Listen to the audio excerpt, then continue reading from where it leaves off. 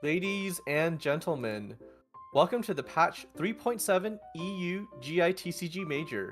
I'm your host Torn, and I'm joined by my co-caster XD. Hello. It is 3 a.m. over here in Korea, but I'm here up and ready going. XD from the KQM. How's it going? You know, I like how you proceed from like alive to dead depending on whether or not you're talking. Well, that is the work of a caster, right? You know, you just sometimes you're gonna sound dead until the last second, and then you're alive. That's how it works down here. That's how it works down here in this world. That's how you stay frosty, you know. Okay, yeah, I believe you. I believe you. You're living proof.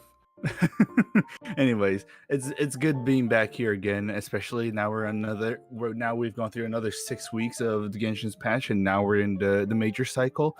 Speaking of the major cycle, are we? I'm assuming that we're gonna go through the same kind of format. Please, if you can like give me a little bit of a refresher on the memory, if you don't mind. Yeah, of course. So the format for today is going to be the top 10 players will be facing each other in bracket in a best of 3 elimination.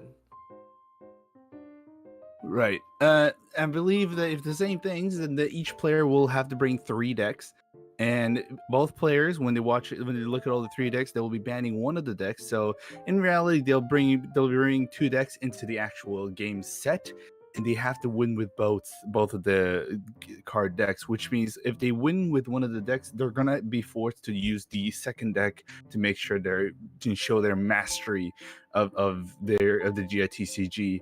There's a lot of good reasons to do this, because at the end of the day, these players that are participating in this major will be getting a hefty prize. If Torin can actually open up a little bit about that, please. Yes. So here are the prizes for participating in majors. First place will get $50. Second place, $30. Third and fourth, $15. And fifth and eighth place will get a welkins. Not gonna lie, those are gonna be some actual good funds for you to save. And when Fontaine actually hits, maybe they can't use anything right now. Like 3.8, maybe not much they can use with, but like when the 4.0 it hits, I'm going to be very jealous when that happens. You know. Yeah, pulling for Hydro Archon, definitely. Yes, Hydro Archon. What about the rest of the characters? Come on, we can't just think about the Hydro Archon. Come on. What was her name again? Margaret? No. Did in you the just TCG say event. Margaret? Not Margaret. You mean I'm Charlotte? dumb. How do you Charlotte. say Margaret when what the okay? I'm not gonna say it. Charlotte. I'm not Cryovision user. No. Okay, you've already tarnished your reputation over there. We're gonna move on to the players. what kind of players we have here? Oh my god. Okay, look. Names work differently in my head, all right? Mm-hmm. Okay, well, yeah.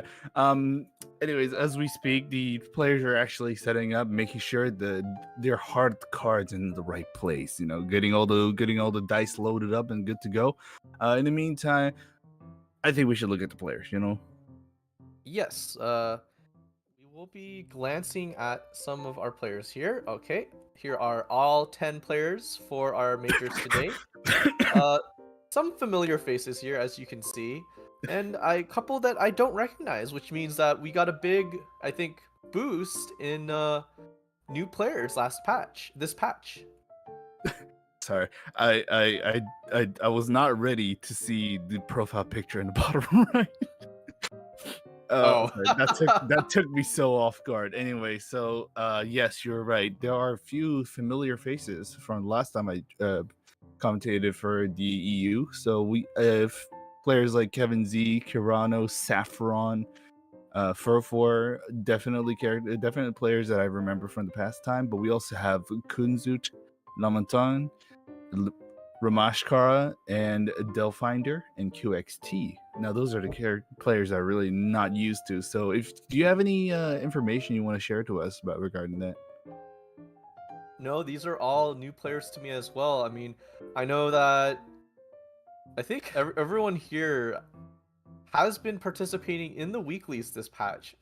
Obviously, that's how they got in, but they've been performing well. So, from what I can understand, at least some of these people might have only recently picked up GITCG?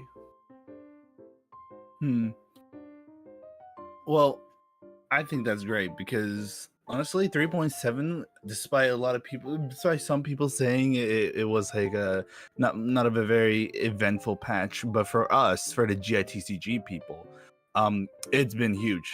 I recall there was a time where people complained about a certain deck, you know. I'm not gonna say what deck was banned before, but thanks to the 3.7, that's all been lifted up. Everything is now seeming incredible, insane. It's actually I've only been participating in one of the tournaments. Regardless, it's so good to see that there's more players because there's actually so much more variety to play. And let's hope on this top 8, top 10. Sorry, let's see up in these top 10. We actually do have a lot to see. I feel like the format is a lot more diverse compared to before, and the previous best decks have kind of either been like absorbed into just the big group of like good decks, and they're no longer dominating. So instead, we've got a lot of popular decks, but their power level might not necessarily be the best compared to other decks of like the similar power level now. So it's like, you know, the most overpowered decks are no longer overpowered, and the decks are just so much versatile. I just want to see the good old rock paper scissors between players and actually survive with their own wits. Speaking of, since it is the top 10 right now, that means 2 players are destined to fight immediately before the official top 8 bracket even begins. So who are the 2 players that's going to be facing off first of all? 2 players going first. If I recall, it was going to be Shin versus Romashikara. And looks like we got Shin's player card here. Sorry. Oh my gosh. I cannot. Sorry. Can you do the Kaiba voice? I'm gonna go off character a little bit here, but I was not ready for this. Someone should have given me like a big heads up because this is not something I expected. The Kaiba, the Google head Kaiba. That's not. I did not expect that. Right, and we can see here that their favorite card is Lisu and Noel. So pretty reasonable choices, even if looking at their decks, there is no Noel. I feel betrayed. Yeah, no Noel, but there is another thing that I'm a little bit worried about. I'm looking at deck 1, and we see a child, Klee, and Fatui Agent. Last time I checked, a lot of GITCG professionals have noted that the Tartaglia card wasn't exactly the most amazing card out there in the game so far. So for Shin to bring Tartaglia into this, I'm not sure what's going on here. You know. I'd say Child is very underrated. He does have a powerful burst as well as ability to like game mechanic his what was it? The title oh my god, I don't play Child in the actual game, so I think you're looking for like Riptide. sorry, yes, it's Riptide. Child has this Riptide mechanic where it will deal additional damage when they get hit by an attack. So Child is supposed to be kind of like a support that can also hit really hard. Normally, the issue is that Child requires like 3 energies, so it does take a while to set up. Well, I'm assuming this deck is kind of like you're supposed to play around with reactions from Klee and Agent. Well, to be fairly honest, when Klee is in play, that means the Shin is just going to be there to chase the opponent out of situations. Perhaps if Klee gets their burst off, that's constant pyro application, which is very good for Child. So we may see some sort of strategy. Taking a quick look at the other 2 decks. For deck 2, we've got Raiden SC and Geoceanid, the new Geoceanid. No, the new one, yes. Zhongli coming in. Well, ever since the Archons have been introduced into the game, we're going to see a lot of it. I'm already expecting to see pretty much Raiden in at least one of the decks for all 3 of them. So, we're just gonna have to see, right? You know, despite the fact that Raiden may seem like a super powerful card on the surface, Raiden isn't necessarily a card you want in every deck. I mean, that's true. I'm just saying she's going to be brought into at least one of the 3 decks all the time. Regardless, the the Ocean of Geo is like the good old days. Surprised to see Zhongli, to be fair, because where Zhongli was, usually it's Noel. So I can see Mono just kind of dying off in the distance, just being a little bit depressed because he is a mad Noel fan. And when I tell him that Noel's been replaced by someone else, can't wait to see his tears. You know what I'm saying? Unfortunate, but Mm. Zhongli is a god. He's literally a god once he's fully set up. Osmanthus so- wine tastes the same as I remember, but where are those who share the memories? Oh, right, she's been benched. Anyways, that's enough for Shin. Well, we're gonna have to move on to the other player that Shin will have to face. If I look at it here, hold on, I got it on the notes right now. Let me just take a look at it. Unless you know who it is. Romashikara. Okay, let's take a little look at Romashikara. There we go. Hold on. I swear I wrote it down here somewhere. Let me look it around. All I do know is that Romashikara is actually like a new player again. I've never seen them, so I'm excited to see what they're bringing. And okay, I see Sara, Kujo Sara first of all. The character card that I'm not very fond of. I don't really know. I don't really know how many people are playing Kujasara these days, but she had a little bit of a lift up, and now and then just kind of disappear first. I know they started to use her again. So yes, so Saramona is actually a known deck, and that there are people who use it. Generally, you typically want to use Sara over Fischl if you want like a more buffs in terms of like attack power from other characters here.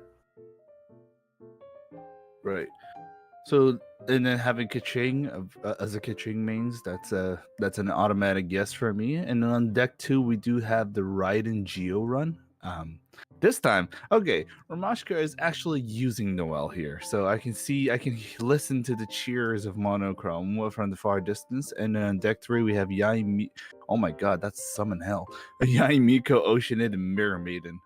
That is the modern MMEC, I think. That's a modern variant of MMEC actually. Yeah, I can see that happening. Well, at least we got all these things. And in the meantime, while we're talking about the players, I think the players are ready to actually start. I mean, it is the 3.7 major. Everyone in the major is excited to show their decks and actually duke it out for the cash money prize. I would be. So they would be like even like 2 or 3 times more ready to do forever. I think we're good with the introduction. Yeah, let's actually go see their matches. I think they're almost ready. I think they're like legitimately just waiting for us. So let's actually get our. I'll slide in here. The players are all ready. They're just telling each other good luck. By the way, you're going to see something very cool here. Shout out to Cyan Inspector for setting this up all last night. We have been up since last night, but you'll see something cool. All right, here we go.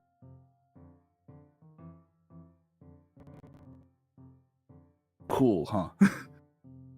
I mean, what's coming up? It's our overload. Oh my god, wow, I've been gone for a while. Look at all that new overlay. I'm actually on down for it. Anyways, this is ultra wide monitor moment. Ultra wide. Okay, Shin is going to be starting first. Starting hand for both sides aren't exactly terrible. I just looked at Shin's starting cards. That was that. Yeah, no, hold on. I spoke a little too soon. All right, it wasn't a good start for Shin for sure. And Romashka decided to change for their cards. I mean, Vonarana is always like a solid pick. Oh no, double gamblers. Probably just gonna tune one of those off immediately. Yeah, I can see that happening. All right. And the first dice, are we gonna get a dice of cringe first time? No, actually, everyone's doing pretty decently on the first try. So this is for the good fortunes to come, right? You know, everyone's gonna have the same kind of good dice rolls, right? From what I can tell, they're just gonna drop their summons and then set up. And of course, Shin immediately going for Raiden E. pretty much if you don't pull off with the right knee from the very beginning, you're gonna have a little bit of trouble. So everyone's just kind of putting down their little bit of setups down the line. So typically, in I think Raiden SC decks, you want 1 energy on Chongyun before you burst with Raiden. And then that just segues right into burst on either of your other cryo characters here. Right. For Sarah Mona, I think they want to get Mona E up if possible, and then you stay on Mona so you can fast swap to whoever you need afterwards. Yeah, Mona's just really good regarding that. Like ever since the release of GITCG, Mona has been that one card that's been slipping through opponent's fingertips. It's just a really very, good point. Good utility character. Right. She's just that kind of character. She's just very slippery, and when things are ready and good to go, she will actually dispense all of her energy in one go, and everyone's just struck out. Not knowing what else that Shin could do, especially with not enough good matching dice situation, Shin will actually move on to Shenhe, and I think that would be the end of the turn for Shin. Should be. I think the reason why they swapped here is that they don't want to get give Romashikara a free reaction. Right. And Raiden is Raiden needs to pull off her burst anyways, and if Raiden actually gets knocked out before she can actually do her burst, that is actually really bad for Shin. That would be an incredibly bad start. So understandable. I don't see a way Saramona takes out Raiden before Raiden gets her burst off. So it's very, very passive at this point. Both players are very passive at this point in the game. They're not exactly ready. They're kind of going it slow. They're taking it rather easy. And okay, starting with 12 dice already for the Shenhe party. Yes, that's Vanarana and Stone and Contracts all at once. Yep, that's how it would be. And there we go, immediately going for the super conduct on Kujosar. Everyone takes 1 damage, and Kujosar takes 3 damage. For currently, regarding the damage count for both sides, it's actually pretty equal down the line. So nothing much to. No, both sides of players shouldn't be feeling too pressured or anything just yet. They just need to make sure. Shin needs to make sure that Raiden gets something down the line. And I think Shin is going to just go for a Shenhe burst before Raiden burst. Might as well, right? It's very tempting, actually, here to fast swap to Kuching and just take out Shenhe. It's very tempting. After all, Shenhe is in a good... Shenhe is on the edge of being knocked down to the Shadow Realm, and 2 energy right now, that's a very threatening position, especially how the dice count works on Shin currently. Are they gonna do it though? No, I think they're just gonna move. They're gonna just like I said, it's very tempting, but you know, there's a possibility I haven't lost yet, and then they would get everything right after that. Yeah. And considering that Shin has actually used up one of the Gambler's card, there we go. There's the burst. At this point, Shenhe pretty much did all of her job. Shenhe could go down, and it wouldn't be that big a loss. Right. However, Mona's the one that's being on play right now, so Mona can't really hit hard. And honestly, Romashikara is right to fear Shenhe at this point, because Shenhe is at 2 HP. But also, looking at Shin's hand right now, he has both Ito cards. He's got a mad good hand. It was tempting to take out Shenhe, but it's obviously bait. Yeah, Romashikara is just like, I know that's bait, and Shin is like, I know it's bait. Are you gonna do something about it? Because no matter what happens, you gonna take it. They gonna take it, you know. And then the Shin moves into Raiden. This is kind of a natural thing because they try to bait it with Shenhe, and then they realize that Romashikara's not going to take it. So it's a really good opening for Shin to just freely swap into Raiden. Now at this point, Raiden is going to take a lot of damage from the summons. So Shin has to be careful about watching the health of his characters, because initially switching to Shenhe did save Raiden from going down, but then Shenhe took a lot of damage in return. Right. So Romashika could very well win off of a Kuching burst if everyone gets too low. Oh, timer running down. Mm-hmm. I'm actually glad the timer sequences actually existed in the TCG. I used to think not much about it, but now with how much players spend their time actually thinking about what their next move is, I'm very grateful for it. Yeah, it is important to realize that, you know, your opponent is also playing the game and you need to respect their time. Right, and with the Ice Equal, the Kujasara gets knocked out because of the double damage and the cryo. And before knocking out the Shadow Realm, managed to get the superconduct off. So Shin just got mad value from that. Shin got everything that they really needed to pull off. I think what Romashika needs right now is like electro resonance and more energy, but Kuching still a while away from that. Yeah, a while away from that. No resonance card, but have two that's a temptation, which would have been very useful if they actually did get enough energy for that, unfortunately. Yeah, just Romashika really needs energy on their characters right now. Just don't have enough. Yeah, and right now, Romashika, while having 2 electro dice that could be worked positively, did not get into Hydro dice, so they're going to mulligan it over. Does not get much out of it, so that's kind of a little bit of a... Well, it's not exactly Dice of Cringe, it's just not enough to make a difference. Unless sacrificing a lot of resources to do so. So Romashika is kind of at a bit of an impasse. I think I think Romashika is actually a little behind, honestly. To be fair, there is actually a way for Romashika to take out Raiden before Raiden pulls out their burst, which is, but like it's going to be a lot of card sacrifices. Which honestly, if you ask me, if Kuching is going to be the last, no, never mind. Shin realizes this. Well, I think Romashika has a line where they win here, but it needs Shin to like intentionally mess up, right? Yeah.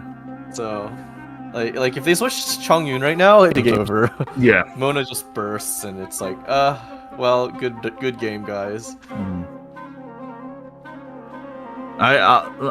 There's a lot of strategy going on right now, but I can definitely say for sure that I do not want to be on Ramashika's shoes right now. It's just this is a very not ideal situation. Well, Shin it's also a bit has stressful. Yeah, it's very stressful. Especially we also have to remember that Shin's side has Raiden's E and also the Shenhe's burst install. Still have 1 turn left. Gosh. Oh, getting so much value. You don't want to see this. Down goes Mona. Yep, and it's just Kuching left, and no energy on Kuching. This is really bad. Oh my god, I'm playing right into the I haven't lost yet.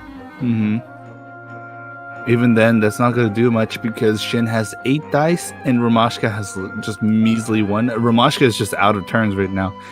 And I forgot, Shin has 2. Shin has 2 I haven't lost yet. And there goes the Volt. And then they can just use the I haven't lost. No, like this. Romashika could have actually... Okay, do you think Romashika had a chance there? No. The moment Mona died with full energy, it was over. Yeah, no, that was it. Like so that's what I was saying. I understand it real quick. Concede right there. Couldn't do much. I think the only way Romashika wins is if Shin switches to Chongyun for some reason and they get Mona burst off. Right. Okay. Well, that's round 1. So, unfortunately, Romashika. Here's the thing. I think Romashika did what they had to do. With the best of their abilities, with the hands that they were dealt with. It's just that Shin just had a lot. Shin had a really good setup going on at the very start, especially getting the leeway card very early on, round 2, if I recall. And at that point, with the luck of the hands and the luck of the dice, Romashika couldn't do much at that point, and just lost Kujasara. I think generally it kind of speaks to the fact that Saramona is very fragile. very tempo dependent. Like you need to get your plays through, and jumping right into game two. Looks like Geo Mirror. Okay. All right, Romashika realizing after losing with their deck, they're just gonna switch it up, see if the other deck works fine. Shin, meanwhile, is forced to use the Geo deck. Shin drawing absolutely fantastic here. Oh Like, this my is exactly what you want God. to see. More Double dice. Tenshikaku, one dice. They can sacrifice one of the Tenshikaku. Meanwhile, But imagine if they had both. Romashika, well, actually, the reshuffling gave them at least somewhat of a better decent cards, but it's still not speaking in volumes. Now, as I said previously, way back then, since the beginning of GITCG, I've always looked at Noelle as the Exodia. Romashika has one piece of the Exodia already. Actually, 2 pieces. I don't know. Noelle, just not the same power level these days. Like, there's a lot of decks that could just outdo Noelle quite handily. I know. And his opponent is playing one right now. Right. the zhongli.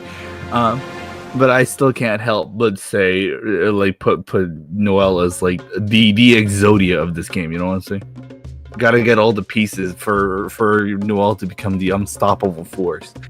I mean, back then that might have been scary, but these days, not much. you could probably stop Noelle even while she's like fully set up. However, Romashika got hit by something called the dice of cringe here. So Romashika's had a very a little bit of a bougie situation where all of their hands are pretty useful, but they're going to have to sacrifice one of the cards to actually start with the Raiden E.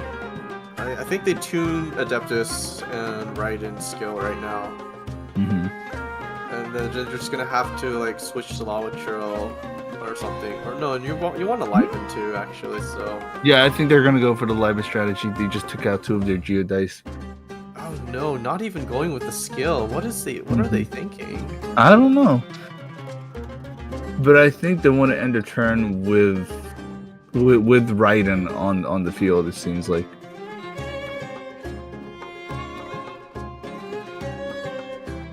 Romashika's just looking directly at Liven. But the question is, are they going to do another action with Raiden before ending the turn, or is it just going to end the turn like right here after the setup? They don't have the dice, and you kind of need to get Raiden's skill up before using her burst. Right. So the question is, what now? They have 5 dice, and if they just use Liven and end the turn, that's 2 dice just gone down to the drain. They can't really set up. They can set up It really Gambler. might just be like Liben Gambler's Pass. And it seems like that. Yep, that is exact. Good to know that my instincts about this game is still not gone, alive and kicking. Well, with that said, go ahead. Shin, they have all the setup they want. Like they're very well. You mean you have to play Vanarana before Tenshikaku, but they could very well like. Interesting, playing both Tenshikakus, but not Vanarana. Both sides ending turns. Get the squirrel off. I'm a little sad that there's no George yet. Ocean really needs to summon George for the hype. I don't think they want Shin, George massive right now. roll. Shin with a triple Omni dice. Just got to get everything else down. 4 Omni dice to work with. 2 Hydra dice. Meanwhile, Romashika also got a pretty decent shake up here. Wait, hold on. I think Shin and Romashika got reverted. No, wait. No. That's all right. That is my bad. I was looking at things a little bit wrong here. Mix up the players. Anyways, Romashika got themselves 3 Electro dice. The Liven payoff is starting to happen. That's for sure. I think they could burst right now and it's fine. There's no way that Shin takes out Raiden here. So, however, it's a lot of damage. So, I mean, once Raiden bursts, it's okay. Yeah, it's okay. Like they've lived their use. It's just All right, there we go. Bestest companion gone down, and now Raiden is ready to burst. No reason not to hold back. So there it is. Now, Shin has a few options here. It's just, do they want to get rid of Raiden right now, or are they gonna try to put Romashika in a very force him to switch out for a turn as well? Well, surprisingly enough, if Romashika has I haven't lost yet, which they do, they could theoretically have the energy they need to immediately go in with Noel. Probably not a good idea though. But yeah, I was gonna say you would switch to Oceanid here and just drop some more summons. There's no way that Romashika punishes you for this. Because right now, like, the moment a setup character uses their burst, it doesn't mean that they're gonna be out of usage. They can be used as like a meat shield, to bait the opponent from using their dice, which is a very precious resource. And that's pretty much what's going on right now. Shin can get rid of Romashika's Raiden right now, but is it worth the dice, or can we use that turn to create a bigger setup, which in this case is which can be the double summons from the Oceanid? Well, at the moment, I think you do go for the double summon because there's no you loss have the in dice that. for it. Yeah, there's no loss. You have a dice for it, and George is out. Ah, yes. I'm sorry. Am very. It's very unfortunate. Shin actually misplayed when they put down both Tenchukakus, because generally you want to put your Vanarana before your Tenchukaku. Right. And the reason for this is because the cards activate in the order they are played. So if you have Tenchukaku after Vanarana, the dice you save with Vanarana will get applied for Tenchukaku's calculations. Also, decided not to put down Vanarana, and then just ends the turn, and down goes Raiden Shogun. So in this case, like, well, sure, the Tenchukaku misplay on Shin was a little unfortunate, but on this side with the Oceanid, that was a really good decision on their part. Well, the summons are good, but like I feel like their setup is suboptimal here. Like their support setup. While we're actually waiting for the turn to finish, I gotta ask, Tori, what's your favorite summon from the Oceanid? The bird, because the bird lasts the longest and has the most elemental reaction value. I thought you and I could be friends, because if you said George, we would be so George much... is overrated, alright? George causes so many problems with the game. Why can't they nerf George? How dare you, George? You send out George, you just tell them to hold the neutral, George, and that's what they do. That's what he does. That's his whole purpose. And you know what? He does it well. Anyways. George breaks the math in this game. Oh yes, breaks the math, and they're gonna be mad about it. And then, just saying, Romashika does have, despite losing Raiden, Raiden did everything that Raiden could do, and Romashika's Exodia pieces right here is gonna get started to pay off now. Right, they're both characters are ready. The problem is that only one of Shin's characters is like within Wolf's Gravestone range right now. So there's no point in dropping down the Wolf's Gravestone at the moment, because and even with Wolf's Gravestone, I don't think it's enough to take down the Lawa Churl, so I don't think it's worth it at the moment.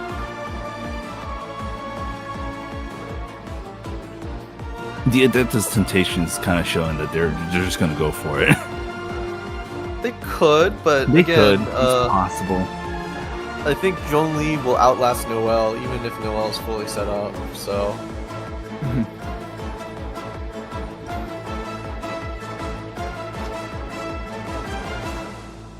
My prediction is that Noel is going to... Romashika is going to like fully set up Noel and go in, and then Noel will burn out. Like, there's not enough gas to go through Shin's entire team. Ideally, what you'd want to do is go to Lawatril to soften up the teams to get them all within below 6. Well, too late for that. They just used up the card, leave it to me for a Geodice. So we know they're gonna go for something with Noel here. Yes.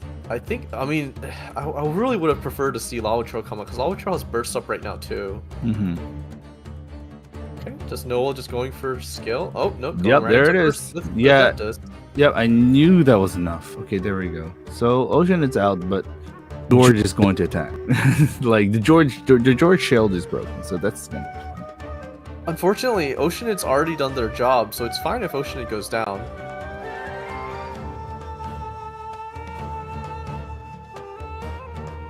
Okay, got the 4 shield going on. Because the Geo Resin is being activated and the Oceanid had the Electro Aura, so that's 4 shield to roll with. And Romashika can just do another normal here, which is not enough to take out zhongli, of course, but it'll be a hefty amount of damage. Considering all the dice that Shin has, Yeah, that's especially- the thing. Yeah, they can just hit right back. There we go. Oh god, big shield here. Oh my god. Okay, 5 shield. Okay, buddy. That 5 shield should be enough to just not take any single damage from Noel's normal here. If anything, maybe 1, but even then, I don't think so. Yeah, there we go. I would do that as well, knowing that they can't do much. To Lawatro What I goes. don't understand is why did they not go to Lawatro to start with? Like Lawatro Burst plus Adeptus with the Gamblers would have done the same thing. Now that you're wasting like turns on while Noel Burst is up. Shin also has the Abyssal Summons, which means so they could have 4 summons right now if they want to. It's very tempting, but usually you want to save Abyssal Summons for when the Oceanid Summons run out. I don't think it's worth risking getting another Hydro Summon.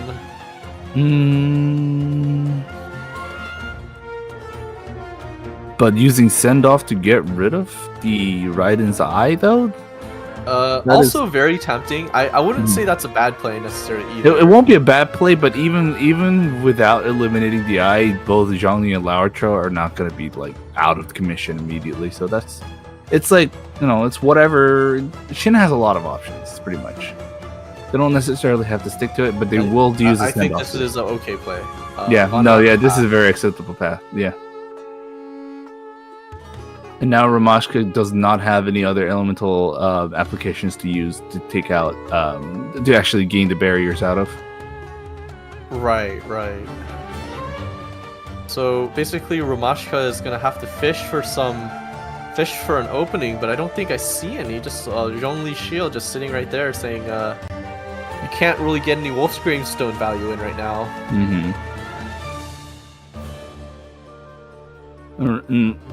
Romashika has Send Off as well, and they're going to use it. Hopefully to... I don't think that's worth it. Yeah, I don't think that's worth it. George is coming anyway. I'll allow George is coming already, so... Just gonna burst instead. I don't know about really the burst. Here. I don't know about the burst either. Okay. And there we go. All the barriers are going to be disappearing. And now Lawatro shieldless, which is not a very vulnerable situation. But I think Romashika is just betting it all that Noel will solve their problems.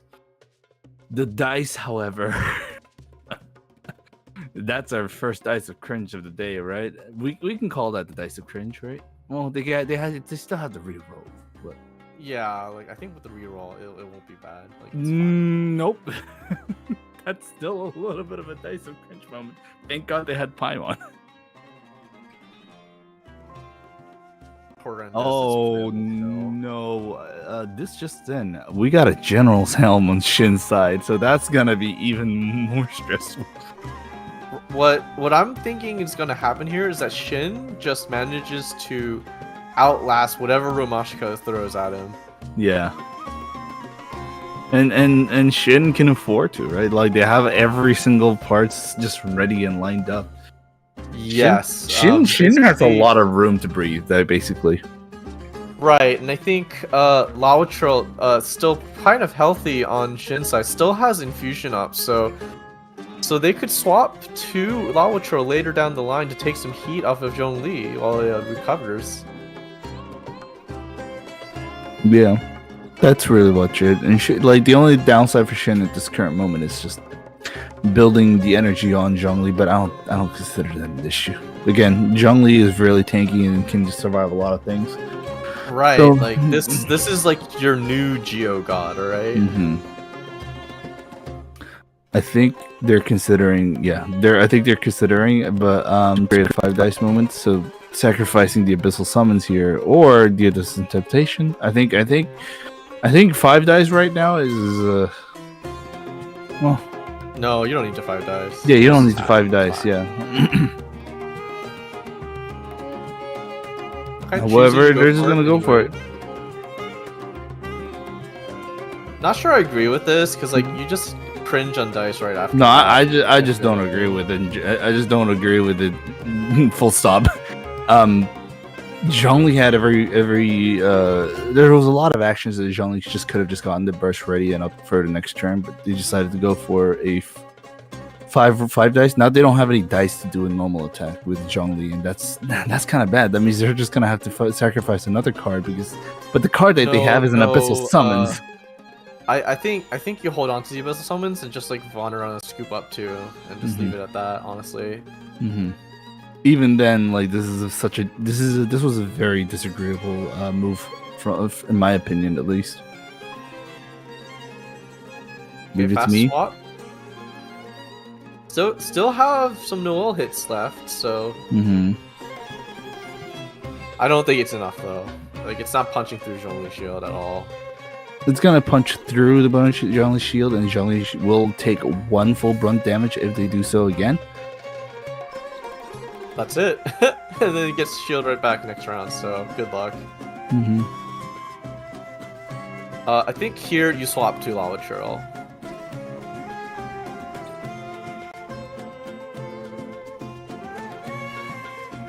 That would be the most ideal situation for sure. But we have seen, Oh, I kind of expected that. There we go. Take another full brunt of damage. I don't know if I agree course. with that. I mean, it does set up like a checkmate next round with like Zhongli burst, but if Zhongli goes down now, that's it. Mm-hmm. And Romashika has every reason to.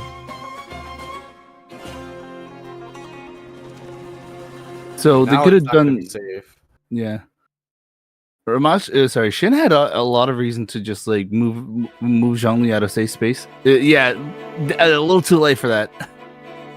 Like I get it, Zhongli can still have shield the next round immediately, but that's still damage taken, and you can't take back the damage that's been taken unless they have food, of course. But you know, I would go for a normal, and that will still crystallize, and Noel will still get the shield, and you would make most out of sweeping time at least. So this was all of a sudden, this is not a profitable round for Shin at all.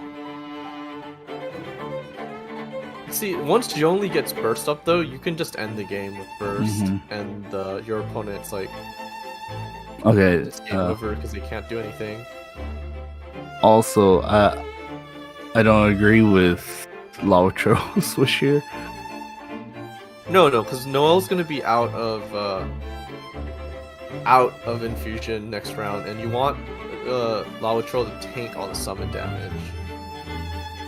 But if Romashika ended like right on the spot, though, that means Romashika could have actually ended Lautrell immediately and then next turn and can through and can go through the Zhongli ult somehow. But it's fine. Like it's okay.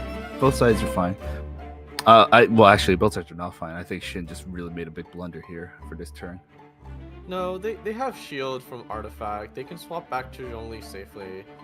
The only problem is if like Romashika predicts this and equips Wolf's Gravestone, like saves the dice to equip Wolf's Gravestone and attack in the same round. That would be about it. Yeah, well, honestly, it's really that, right? Like, I'm not saying Shin like did the worst job. Shin did the worst setup, but Shin could have done that. Played that round a lot better. You know, you could have had both characters not take as much damage, but then instead they just took a full brunt of damage here and there, when it could be just like which can be avoided pretty easily. It's still fine. Shin does have a lot of breathing room to just work with. I think what Shin does here is just fire off bursts. Yeah. And just outlast Noel's bullshit. Mm-hmm. The moment Laotro goes down, Zhongli comes in, and Zhongli can just easily just do an ult there. And if I recall, Shin does have the distantation.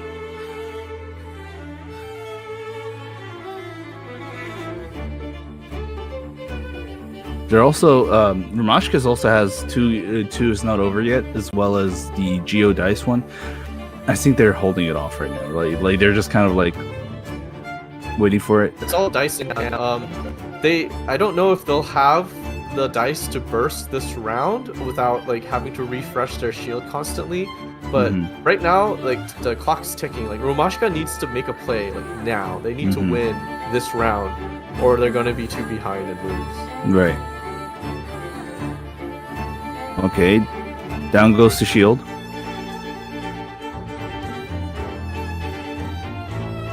I think they're just gonna go for the burst.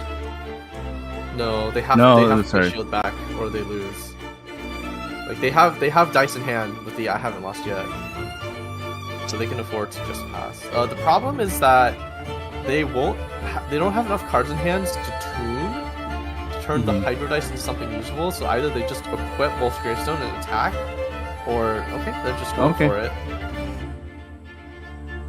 Showing their hand now. I think there is zero chance that Romashika follows up. Like Shin can just do whatever they want. They don't even need to burst. I think they save burst and just set up. Set up with Prio, and then next round, just go first, burst immediately, and it's there's the Abyssal Summons. There it is. If they had to use the Abyssal Summons, it's definitely now. Yeah, just Abyssal, Libin, pass. Like that's it. Like they have one card in hand. They literally do not. Well, okay, actually, three dice. Okay, maybe they need Lotus Crisp here. Actually. Just a little. But they don't have the dice to burst. Like even if you assume the last card in hand is a Woven, like what are they to do? Just burst once with Wolf's Gravestone up? Like it's still scary, but yeah, I don't think it's enough. Playing it safe. Look at like Romashika's actual dice. Like they don't have it. Right. And Shin will end first, and that just means Zhongli can just burst right after. Doesn't take any damage. I think. They just can't do anything. Like they just out of cards in hand, so they can't tune. I think Romashika just looked at Concede for a second there. Top right. And Zhongli bursts, and it's game. Yeah, Zhongli bursts, and that's it.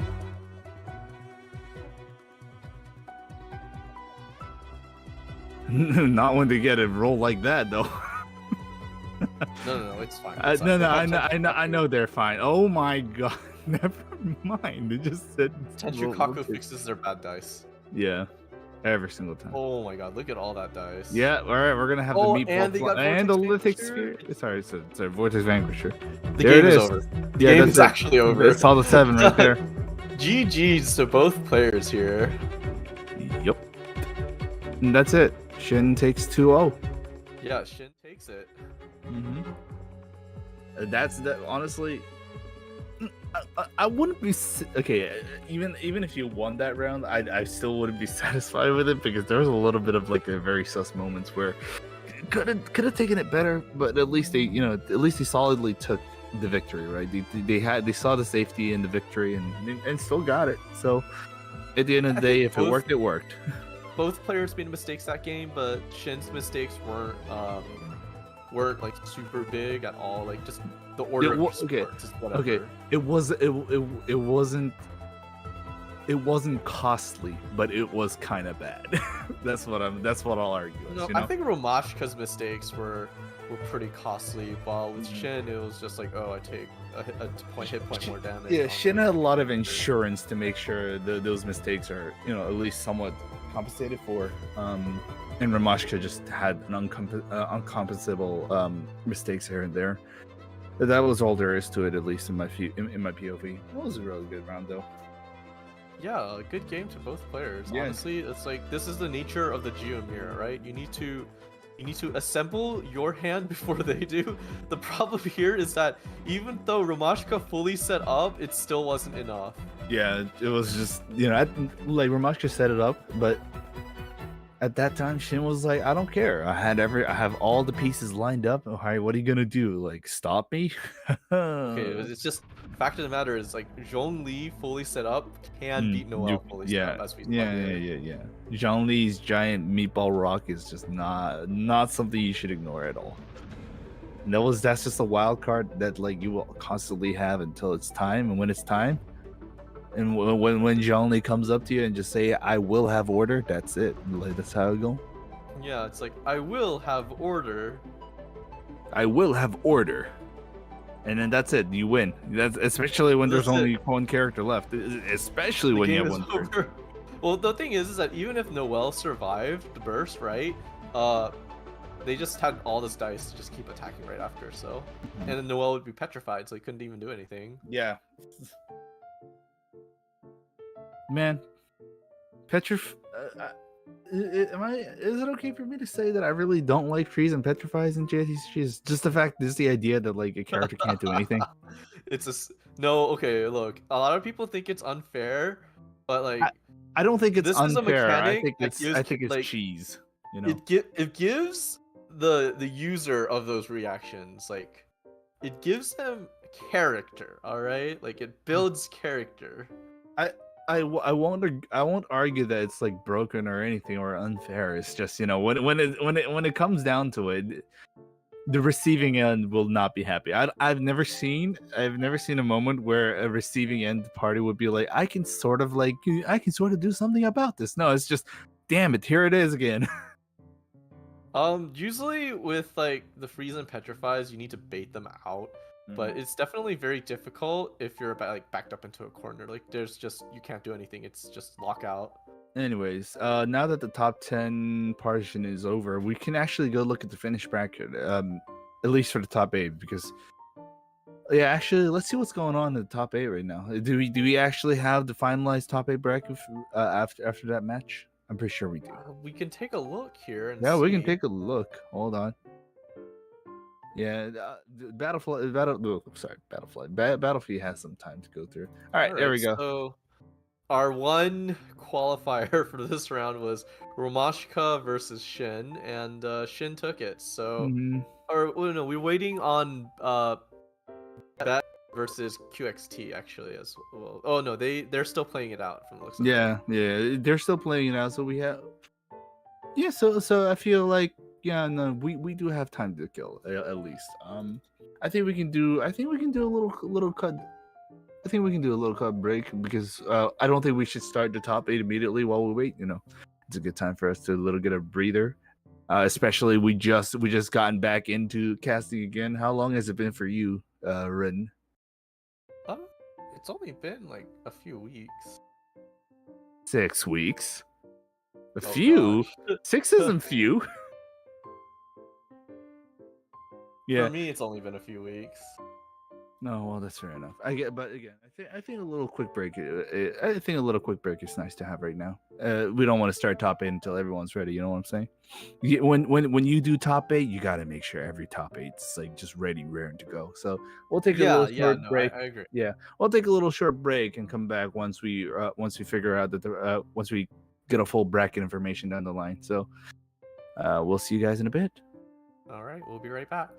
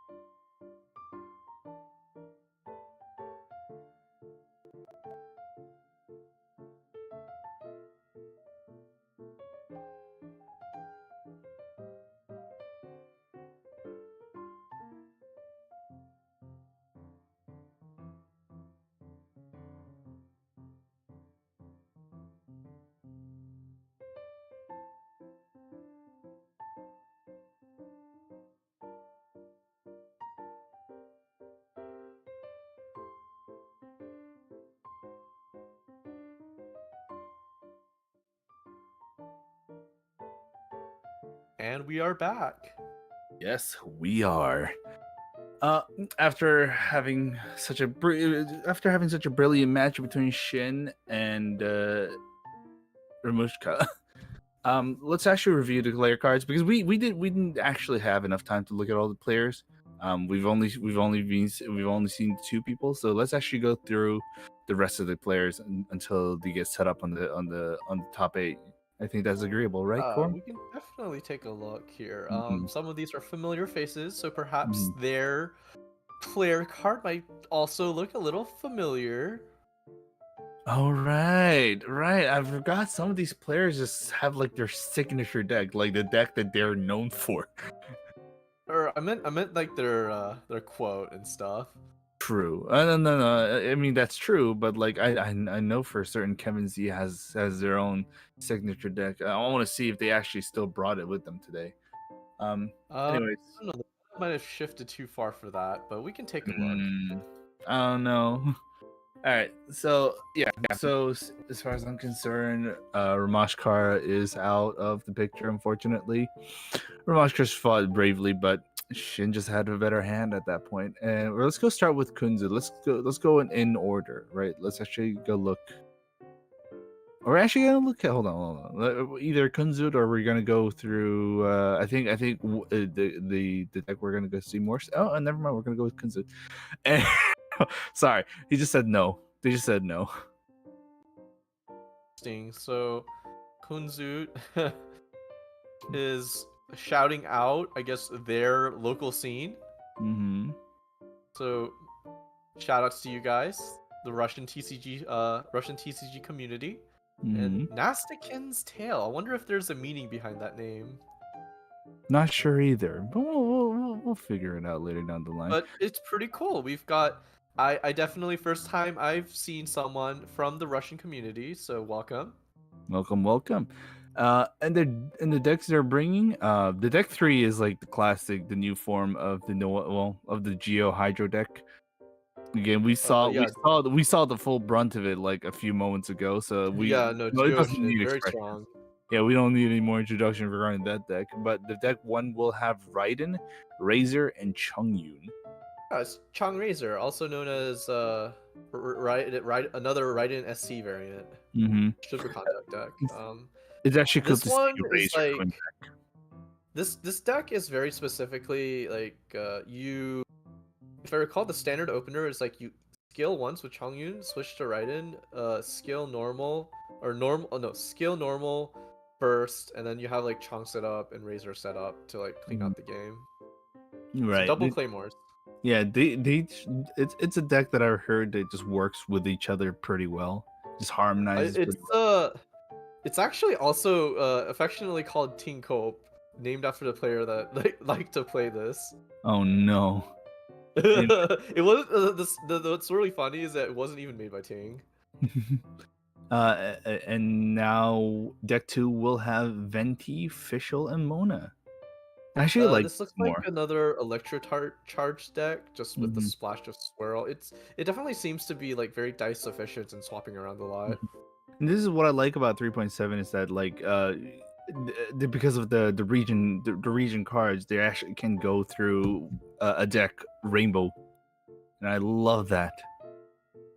Yeah, it's definitely a nice thing to see. And their favorite card is Raiden, which isn't surprising. Raiden's a very good card. So let's Mhm. move on to the next player. And the next player down on the list would be Ferfur. Ferfur. Now that's a familiar face. Oh yeah, definitely, and that profile picture. It looks like they're a Klee main. Oh no, it's a Klee main with the Klee talent card. Okay, I can bet deck 3 has the Klee talent card. This is. It I don't know actually about makes sense. that. I don't know about that. Okay, so I think it but- makes sense, but like, is it optimal? Well, it is actually, believe it or not. So their deck is Raiden SC, another variant, NEC, which is Nahida Electric Charged, and then we have Pyrokek, so 2 Pyro Kaching. These days, this is the most optimal variant because it lets you use the Monster Res card, and we will probably see that later on in the tournament, Okay. because it's a very popular deck, and we'll probably see it. All right. All right. Well, I'm actually so happy that I'm seeing so much more versatility in the decks right now, dude. Holy crap. Yeah, no, like not Dude, everyone's running the same deck. back in my days, there was a lot less variance going on. Oh yes. Oh, Back in yeah. my day, Back in my day, as if we were like freaking ancient. Anyways, let's I move still on to the next remember game. when we played with Ayamiya and Kenki. Oh my god. But let's see. Let's move along to the next player. I swear to God, if I had to live through the original Kenki, I'm going to flip. Oh, the original Kenki. Here we have Kevin Z. Kevin Z, familiar face, very common appearance in majors. Mm-hmm. I think their quote is actually still the same. They're still hard to come by. Big Stall fan. Stall feels the most consistent to me. Oh no, their decks literally scream, I actually hate you right now. No. Kevin I Z woke up and chose violence. I saw it too, and I'm just like, oh no, this is not. Geo Oceanid, Hydro Ito, Kaya Freeze, stall variant. Wow. That's painful. Very painful to look at. All three I don't know. decks. Can you feel my pain? Can you feel it? Like my heart's like not feeling good after that. My heart, Yeah, and like my heart's like screaming inside my chest. It's like, why would you do this to us? Anyways, unfortunately, Kevin Z has fallen to the dark side. But moving along. yeah. Kevin Z has won so much games that they become the villain. Yeah, they live long enough to be the villain. Oh, Kirano with Oh, the Hilitro quotes. Mowalawa Mimuheye. I don't know what those mean. I have no idea what those means either. Don't worry. I don't know how to speak Hilly. I don't know how to speak Hilitro. We do have a Kenki though. Yeah, so this is Geokenki, a bit old school. Actually, it's beyond old school. This is like it's a week 3 deck. Just replacing Noel with Ito, however. Mhm. It's actually really cool to see Mago Kenki after the nerf. You know, before nerf we would be sighing in disgust and annoyance, but seeing it in this state and working it out, now that's something I kind of do want to see. I've been missing out on the Mago Kenki action, so I'm actually excited to see what's going to happen with Kirano. Yeah, it got nerfed so hard that just seeing it is like already a special occasion. Right. It's like I think we gotta dress up for the occasion. You know what I'm saying? Maybe. And then for the other decks, we have this looks like some kind of Bennett DPS deck, or I mean it's vape, Well, the but I don't Mirror know who's Maiden. vaping. Yeah, the Mirror Maiden presence kind of assumes. I would assume Mirror Maiden will be trying to do something about it, but honestly, I don't know. After the nerf, Mirror Maiden just not the same. And then deck 3 is El Classique Superconduct, Raiden, Shogun, and Chongyun. With Shenhe there, nothing too special right now, except for the Mago Kenki. So I really do hope no one bans that deck. I don't think anyone would ban that deck. Anyways, If anything, I would ban the Raiden deck because yeah, that's like 100% good. yeah. That's a big threat. Anyways, that's Kirano's deck. Let's move on to the next one. Oh, I just realized their favorite is Lautro. I love how while we're moving on to the next player, I do love how the Lautro Noel deck has changed from relying on Noel solely and then actually realizing that the Lautro is actually really strong and actually can do stuff.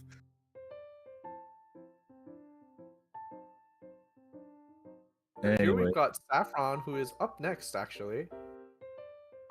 it's Saffron time, and of course they feel like an imposter. Okay. Looks like they're playing some kind of it's Hyper Bloom deck at the top. Yeah, it's another rainbow team. They're definitely gonna make use of the Mondstadt card. Again, rainbow decks being used more these days. It's making me a happy boy. And then deck 2, Eula, huh? With Shenhe, I don't. Okay, I'm down to listen to it. I I genuinely, I mean, this is still Raiden Super Conduct, but they chose Eula instead of Chongyun. Right. What are they cooking? I don't know, but I do kind of want to see what they cooking, you know. And then deck 3 is the Electro This is Hypothesis. also NEC, but it's like the Monster Mash version. Mm-hmm. I'm again very nice to see. I'm actually more excited to see deck 1 more than anything, you know. If there's a rainbow deck that relies on a region card, I definitely do want to see it, because I've been I've been a preacher of rainbow teams for like ever since the old days. It's just that resonance card was stupid, but now that we have region cards, I'm actually very hyped to see them. I believe that if you're looking at regional resonances, deck 1 does get Wind and Freedom. Mm-hmm. That's what I'm saying, right? Like the region cards helps players not just solely rely on the resonance more than actually like allow freedom to do rainbow teams, and that's what I'm just more hyped about than anything else. I suppose. I mean, obviously resonance is pretty strong, but Yeah, you can have both resonance and regionals, but you know there's still a chance you can do it with rainbow now. So I'm yeah, excited. definitely. Mhm. Moving along to the next player, sorry, not card. Yes, next card. Also, Sidewinder nerf still makes me sad to this day. We got And LaMontagne. Lamontagne. Surely nobody will get Dice of Cringe today, right? So we can reasonably assume that Lamontagne will get a lot of Dice of Cringe today. I swear to God, people who say that will get that Dice of Cringe more. I don't know. Usually there's a lot of way to fix it though. Yeah, of course, there's a lot of ways to fix it, but like doesn't mean it doesn't get rid of the fact that they did get Dice of Cringe. It'll be ingrained in their minds. Anyways, deck 1 is El Classique Raiden SC. Deck 2 is Quicken. just a Quicken deck. It's Quicken Chicken variant specifically. Mhm. Very, Quicken is in a state right now where you have like so many interchangeable characters. It's just like build your own deck. Yeah. It's like you're in Legoland. You can just buy custom pieces of Lego and you're just like stacking them all together. Right, and then deck 3 is yet another NEC deck. Mm-hmm. And their favorite card. Sorry, I was about to say something else stupid. Send off. I have a special spot for send off, even though a lot of people like have a love and hate relationship with it. It's good. Well, It's okay, good. not necessarily good in all decks, but like in the times you use it, it is good. Mm-hmm. Dude. And then they also like Fatui Conspiracy. Mm-hmm.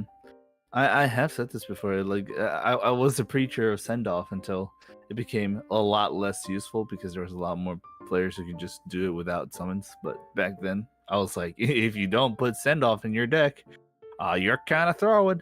And I was right. No one listened to me. And then from there on, it was kind of like used all around. And then deck variants happened. Right, and I just got word that they're having a slight hiccups right now with internet connection, so the next game might take a couple seconds longer than we were anticipating. So we're just gonna keep going through the player cards here real quick. Mm-hmm. Well, we still haven't gotten with the rest of the players, so we should go through the rest of the players and then go through the cards specifically. Romashikara got knocked out, so Yeah, we're seeing this here again.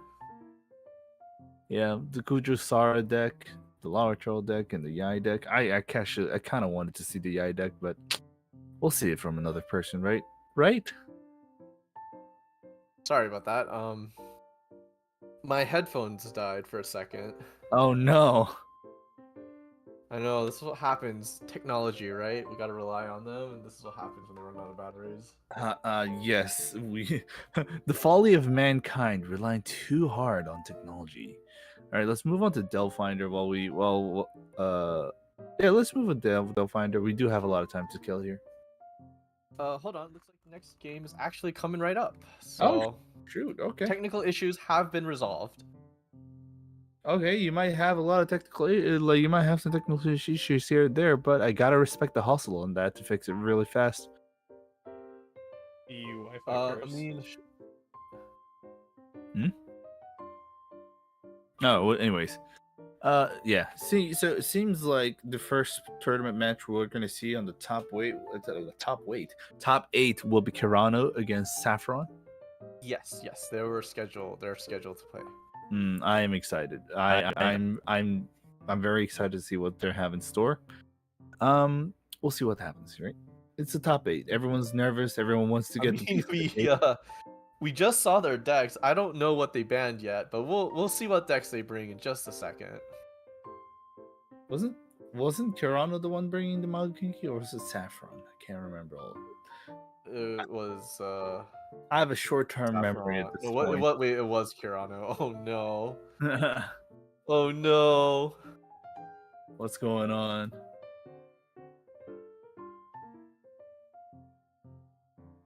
Oh. Not like this. Okay. So we're seeing the bands right now. We see what the bands have happening. Seems like they're banning the MEC, the Monster Mash MEC, and the Raiden Superconduct deck. Both sides are banned. It's also known as Abyssal NEC because of Abyssal summons. Also, can I just okay? I don't know if Kojo can actually share this image of the bands, but like, sorry, I just have to see the card deck they had on hand. Was just like see all 5 weapon cards just lined up. I don't know if they actually Well, I just mean put all that's the how 5. bans work.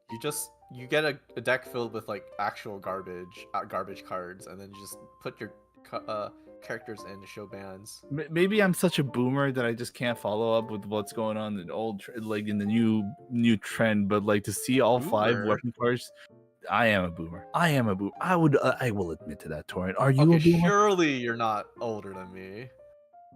Oh, okay. Let's not share that information, but Yeah, we're not gonna share that. we are all old in this house. We'll duke it out in the DMs later down the line. Yeah, duke it out later. Let me get the image for you. Let me make it like a blank screen to call, because they're actually still talking to each other right now. So Okay, it looks yeah. like they're currently discussing discussing some stuff about the game they're about to play. So they're making sure the EU Wi-Fi curse doesn't happen, because that's what happened. we're gonna take a quick detour, I suppose, to an adjacent slide. Yes. Making a quick blank screen. There we go, and then let's just put in an image.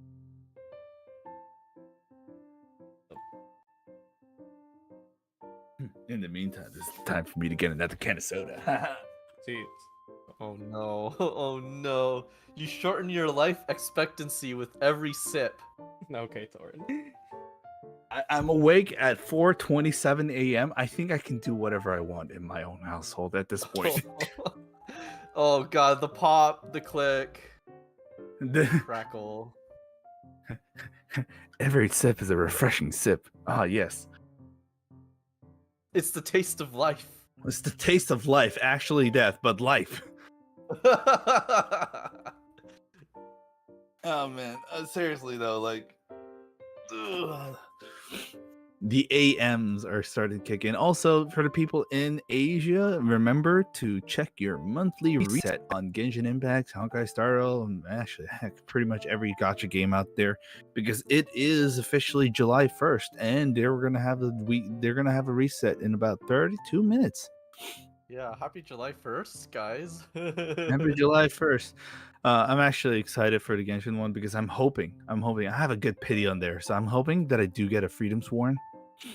A Freedom Sworn? I don't have a Freedom Sworn. I have like I have Light of Foliar Incision, but not Freedom Sworn. Here's that image that you wanted.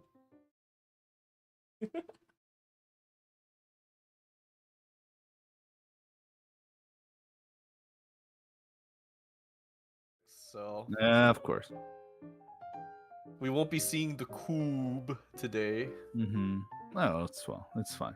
While we're still waiting, but again though, like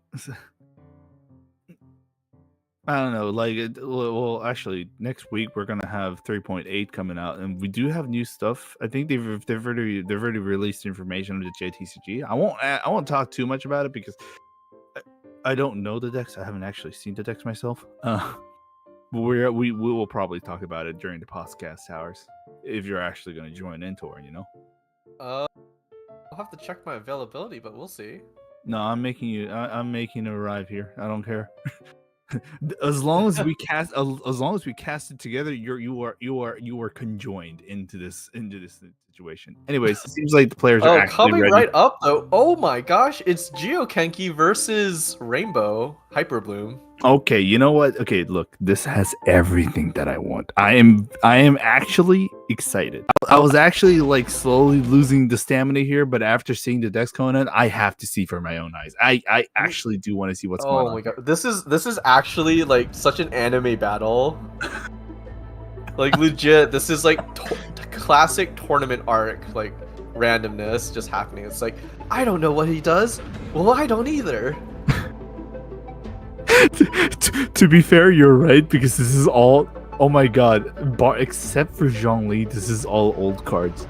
These are all ancient cards that they just brought up in the open. They're just like, it feels like they're both mages, like old age mages, and they're like, don't consult me about age. I can still whoop your butts, whippersnappers. And that's what I'm seeing here. Anyways, Magokenki start, Okay. and then we have a official start, which is very obvious, of course. Official needs to get Oz out. That's pretty much the main point of the deck. Both Kenki and Fish are just gonna drop summons. How much do you want to bet that there's a Sidewinder in Saffron's deck? Yes. Yes. No, there's not even a chance. I'm very certain that Saffron does have it. If they It's don't, so bad right now. I know it's bad, but like, sometimes players just want to watch, prove their points with cards, And General Helms, okay, so the existence of General Helm just shows that they don't have enough dice for the Animo puppet, which is unfortunate, but you gotta work with what you have, Oh no, Saffron getting a free quicken because of Kirano refusing to swap off. And moving into Mona, it seems like. That would be the ideal play here. Yeah, Shifting Tides was played just now, so yeah, they can just switch to Mona real quick.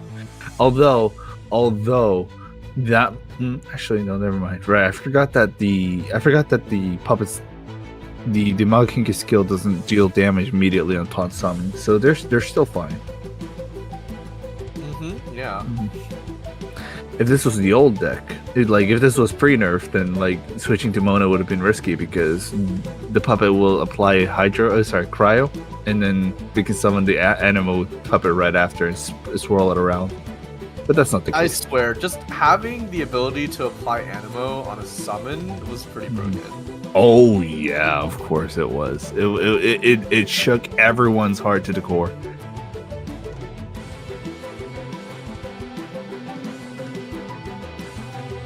Okay. And it seems like, there's really not much special going on. Especially these decks are pretty much catered towards the later parts of the game. So we're gonna expect to see not much happening in the first few rounds. And that's fine. Yeah, they're both setting up. Yeah, there's nothing bad about that. It's just they're setting it up. However, when everyone gets their pieces all together, that's when things are gonna go crazy. And I'm all for it, man. I'm all for it. Saffron's deck actually doesn't have that high a ceiling, so it's on. So they're under pressure to close this out as soon as they can. Especially when Zhongli gets 3 energy, everything's going. If you let Zhongli get to that point, the legends say when Zhongli has 3 energy. Oh god. Fully set up already. What? Dude, I was about to make a joke, but Zhongli literally just said no jokes.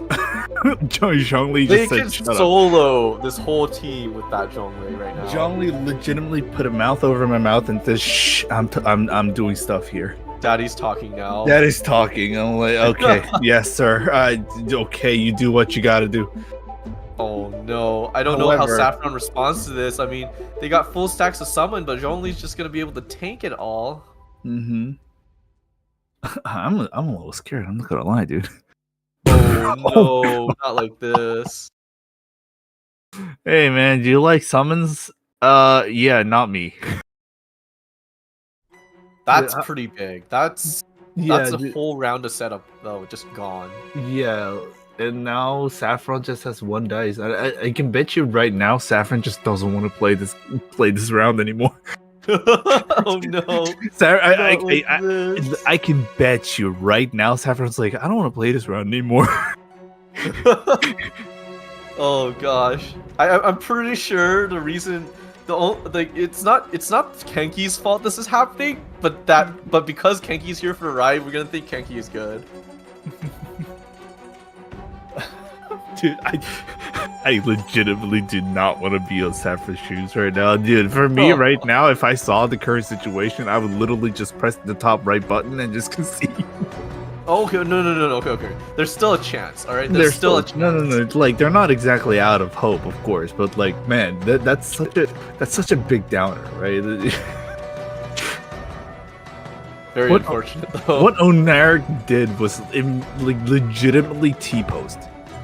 Kirano just like played their strongest monster like first turn and it's like pass. Here we go. The funny thing is, it's not even their strongest thing. They just had Sandloff on their hand and just played it. They had all the answers. Yeah, they had all the answers, just supposedly without wasting much too. Like if you think about it, they didn't really spend much with so much little. With such little investment, they just brought so much out of it. Oh no. Well, guys. I still believe in Saffron. I think they can make something happen. I believe. Saffron's surely not there's losing something it. in their deck that lets What- them punch through this. Like Saffron does have a lot of Saffron does have leeways to actually like do stuff here, but like again, such a big motivation cutter. There is no don't know. way. I think your best bet right now is just like push for official burst right now. I think that's the best shot. Yeah. Because piercing will go through Zhongli's shield. I just realized Quicken is gone too. So Yeah, it's gonna be a rough ride up. yeah, Saffron basically is now back to ground zero and have to build a bit of Actually. brigade. Yeah, like legitimately. Again, for such little cost, Kirano literally just reset Saffron's Saffron battling slate, and oh my god. No, I don't Right, I think forgot. Kale has any plays left really. Like you just don't have the time to get burst back up, so this is gonna be rough. Yeah, this is extremely rough. Even with send off on Saffron's kit, like that's still not much. They didn't have food, right? They didn't have the right food to heal. So yeah, no, they didn't. yeah, it's chicken. I don't know. It's if they're gonna make a quick reactions, Calais is gonna have to be the one that triggers it here. Otherwise, it's just too late. Kirano, however, Be able to. yeah, I don't think they'll be able to. Zhongli has 5 shield, has giant geo pillar up. The only bad side on Kirano's side right now is that they only have 3 dice, but they can, that still means they can do one single action, especially when they have 5 cards to just waste through. I think they're gonna re-roll for all electro. Like what else are you supposed to do? However, Dice of Cringe really not helping. Okay, that's decent. Okay. That's pretty Okay. So there's something we can like. There's something Saffron can do. It's just darn. I guess What's- they're just gonna go for another electro charge. Yeah. What's funny is that Mother King really didn't do anything either. Well, no, they got They got that- zone off and then just left. Yeah. All right. So thankfully, Saffron no longer has to suffer through a lot of Zhongli stuff right now because the Kirano's run out of dice. However, Well, look at all the I shield. don't know, Look at all the shield, dude. Kirano like is fully set up and barely used the rest of their team. That is crazy.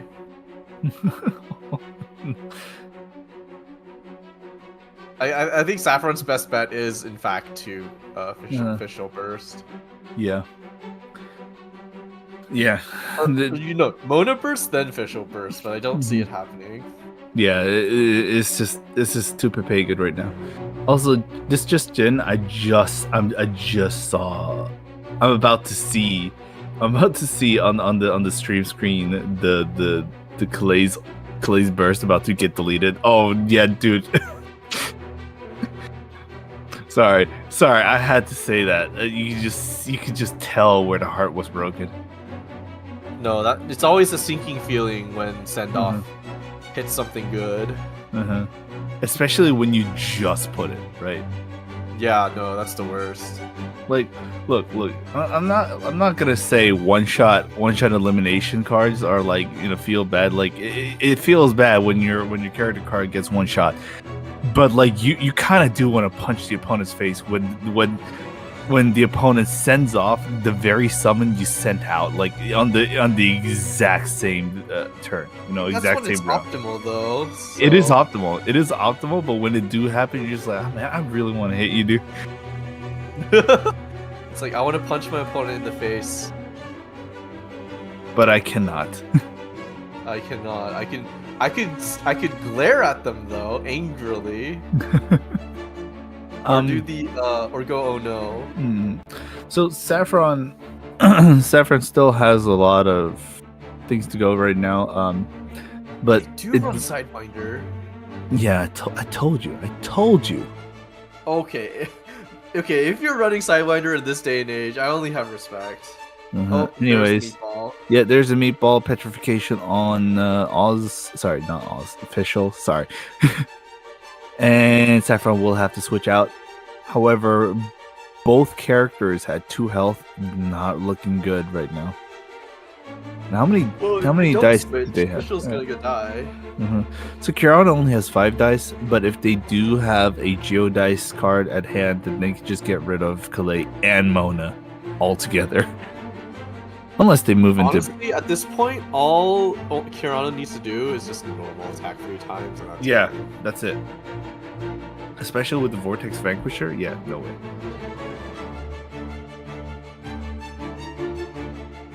Well, clock's ticking. What can Saffron do? I gotta say, I wonder what Saffron is thinking at this moment in time, after everything that just happened this whole game, because I'm pretty certain that whatever Saffron did, it just did not work out.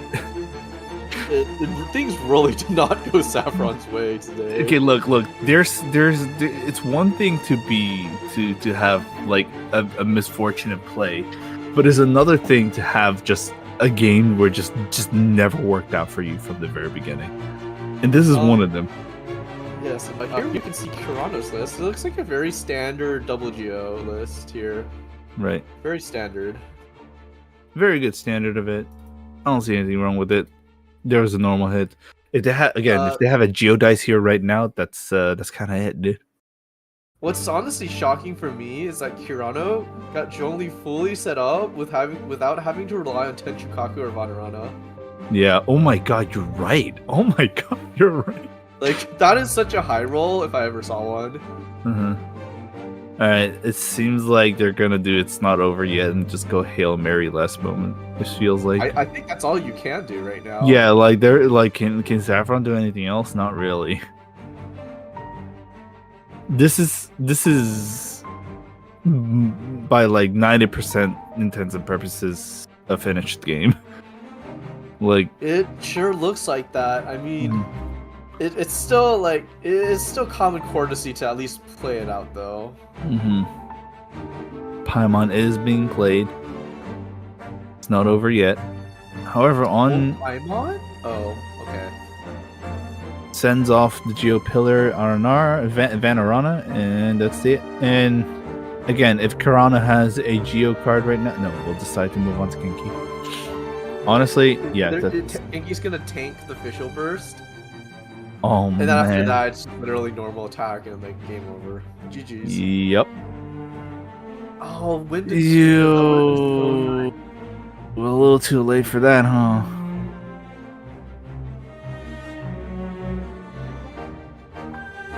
Seriously though, I'm pondering what Saffron must be feeling right now. Definitely not pleasant thoughts. It does not feel good. I mean, I think Saffron has no choice but to burst, here. Yeah. So like, We'll they use have to use- gamblers for it. Okay, they have to use Wind and Freedom. Okay, Mhm. so it's gonna reduce Kirano's entire team down because of the piercing. Mhm. But what does I think Kirano literally just switches to Lava Troll and nothing happens. 3 health on each side. Well, actually, they both have the same total health, but you know, the shield and the barrier. Yep, Mm. it's not. It's actually way more health than their actual health. Kirano needs to like mess up big time for like Saffron to make this back. Don't see how like Kirano Yeah. can just literally attack Mhm. twice around and they still win. And I know Kirano. I've seen Kirano play. Like Kirano isn't a type of player who would actually mess up. No, they're not. Yeah. Okay, Tandoori's okay. Wait, they tuned it off. Never mind. They Mhm. didn't actually use it.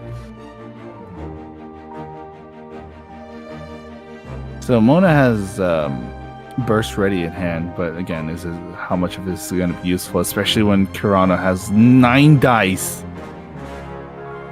It's a lot. It's honestly a lot. All without Tenchikaka or Vanarana, by the way. Mm-hmm. Dude. This is actually getting a lot closer than I thought it'd be. Honestly, yeah. But also, it's one of those things where it feels like, yeah, they're close, but are they actually close?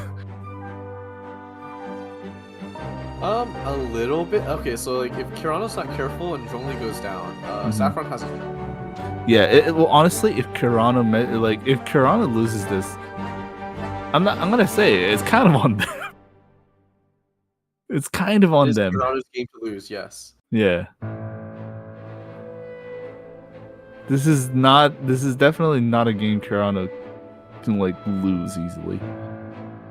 No, it isn't. Especially again with 9 dice just go through. There it is. There's 5 dice. Okay, and what do you do here? I think you skill and hope for the best. Mm-hmm.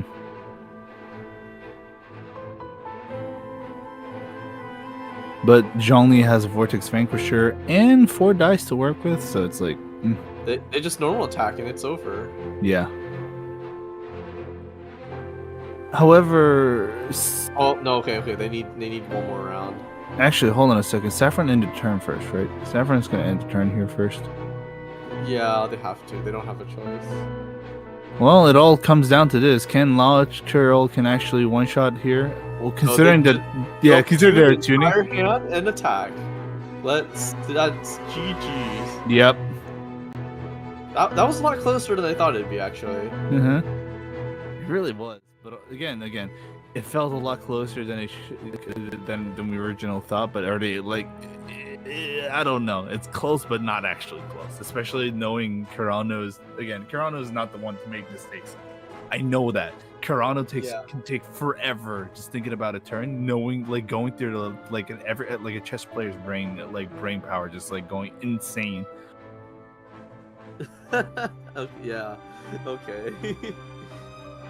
Anyways, okay, so just to mention that when we were going over Kirano's deck, apparently the deck number 2 was incorrect. So here, wait, that doesn't look right. wait a minute. That's a Noel. Noel's changed, right? That's wrong too. No, wait, no, that's two. Hold on, this isn't correct too. You didn't see that, guys. You didn't see that one. I'm not sure what happened there. Quit the commercial break. Which one here? I'll read it off real quick. Hold on, so we'll find. Okay, go ahead. Kirano has Geo Kenki, Mago Kenki, Stonehead Lava Troll, Zhongli, and then we have 2 Barbara, Arataki Ito, Noel, and then the last one, Shenhe Superconduct, Ryan Shogun, Shenhe, Onyun, Raiden. Sorry for the mistake. Wait, I'm not sure. I think Canva like glitched out. I'm not sure what happened there. It was correct the first time, actually.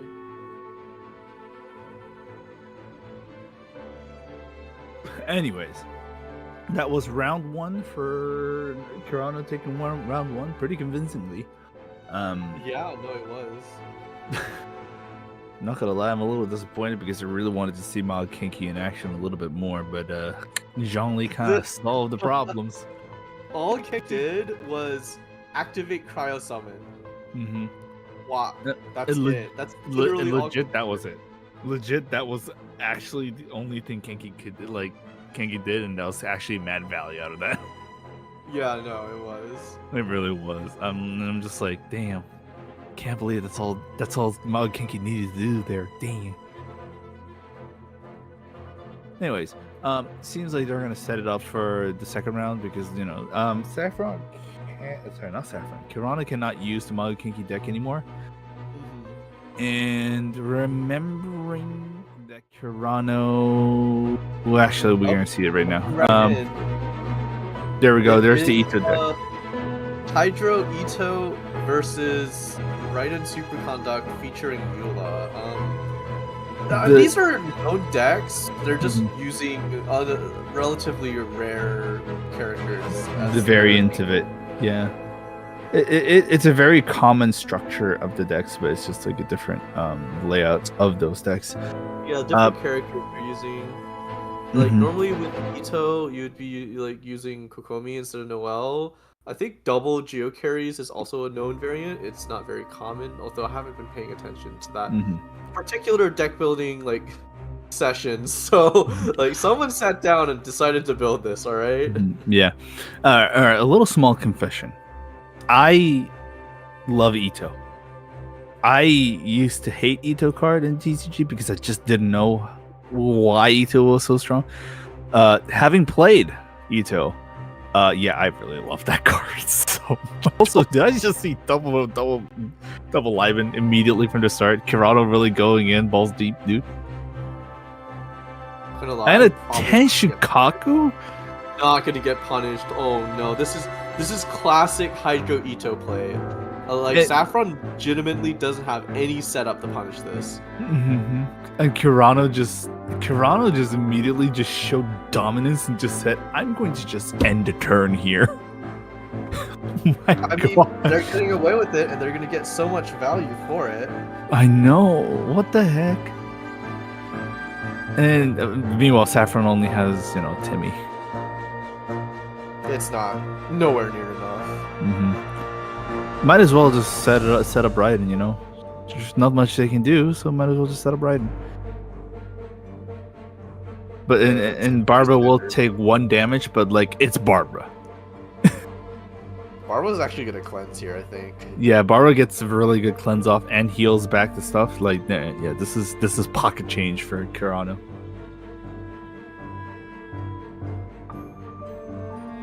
And Saffron gets. Yeah, well, yeah, you don't have enough for. Oh my god, 11 dice.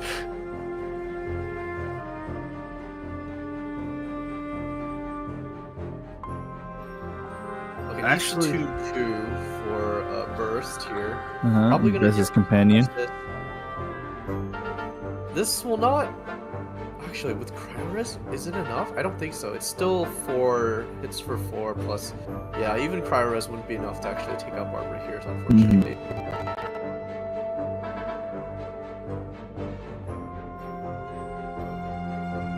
Especially with Barbara's skill up. Yeah, it's gonna be a little bit awkward.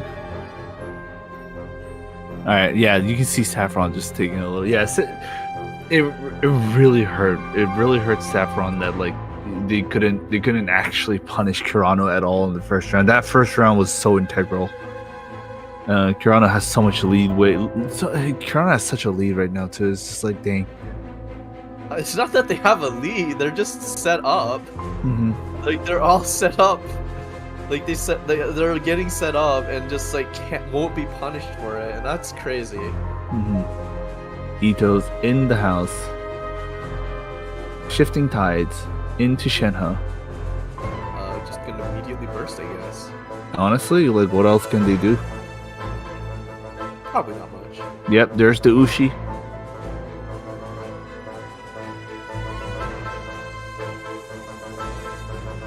have to swap there though, because giving them a free crystallize is not a good thing. There it is. There's a burst, and I'm assuming their next play is actually switch to Eula for her burst, but we'll see we'll see what happens here. I legitimately don't know what Eula does in the actual game. Honestly though, like TCG cards kind of stay pretty faithful to their original kits, so you can pretty much kind of like assume what they can do. Okay. That's what I like. That's what I like about this game, right? Like GITCG, they have like all these characters and these cards, but like the character cards generally, like 95% of the time, they legitimately stay faithful to their original kit, and somehow make it work.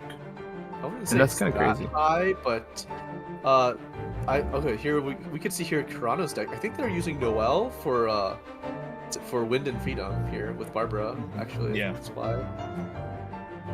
That's what I felt like, right? Like, honestly, Noelle being in there made sense to me. But like once you see with the Barbara, then you start to click in, right? Yeah. Yep. Down goes Barbara. But Barbara has gone through all the things they needed to go through, so it's fine. Just literally cleanse. This is played.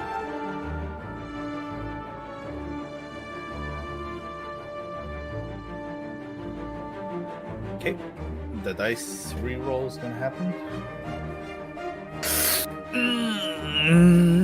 Not good. Dice of cringe moment right there, but they do have 2 mulligans, so it's fine. I don't think it's a big issue here. Yeah, it's not terrible. I'm scared. I'm generally only scared of dice of cringe when you have like almost no cards in your hand, but 8 dice and you need to make some big plays. That's what right. I get kind of scared. All right, there goes the reroll. Gets 1 cry dice out of it, and so that's already a benefit. Gets 2 Omni dice out of it. Okay, no, this is a very worthwhile mulligan here. Gonna go straight to damaging. And now, yeah, no, Ito's in a threat. Ito's in a big threat right now. I don't know if Kirano's gonna stay on Ito right now or gonna switch to Noelle. I don't know why I said Barbas. Lotus Crisp. No, or just, Lotus Crisp.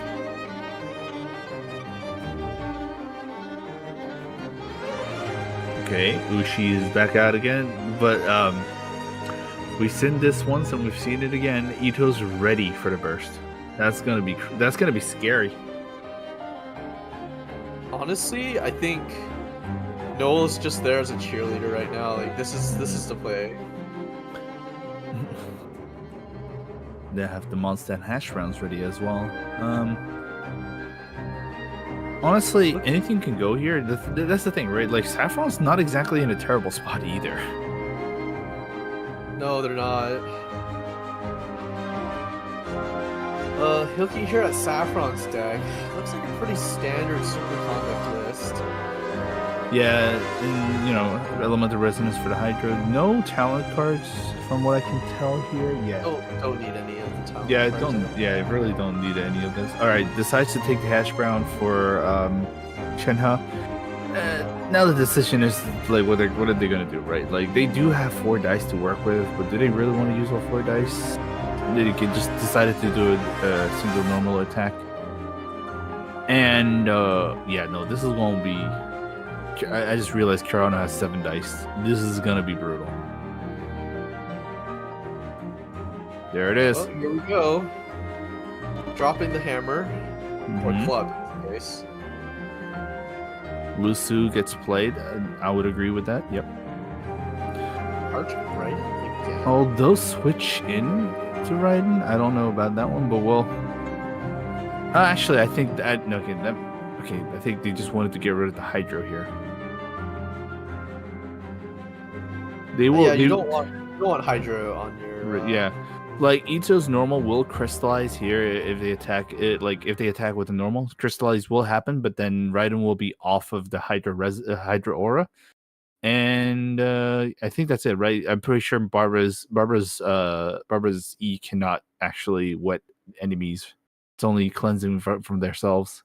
So that should Yeah, be no, fine. it doesn't. It's not a turret. It doesn't deal damage. Yeah, so okay, no, this was actually Saffron was pretty smart about this. I don't know if going into the Raiden was like the best idea overall, but honestly, given the situation, I'll take it. I'm pretty sure Saffron can take it. Also, like Raiden won't be eliminated here immediately, and Raiden's E is going to run out this round. So, for all intents and purposes, this kind of makes sense.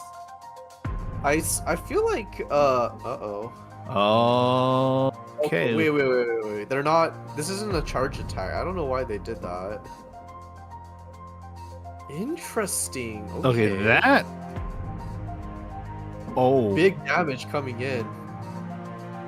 Look at that value. Oh my god. oh my god! I've never seen card have that many effects. Just doused trust onto me. them. When you start to wrap around the card, that's when you know you have a lot. Mm-hmm. That's just a lot. Yeah, if I recall, if you have too many status effects, it'll like have a 3 dots next to the effects, and there's a drop down.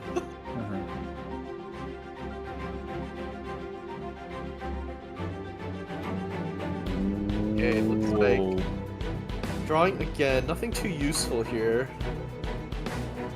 I think the play is to just for Saffron to like burst, get all your bursts off, and hope for the best.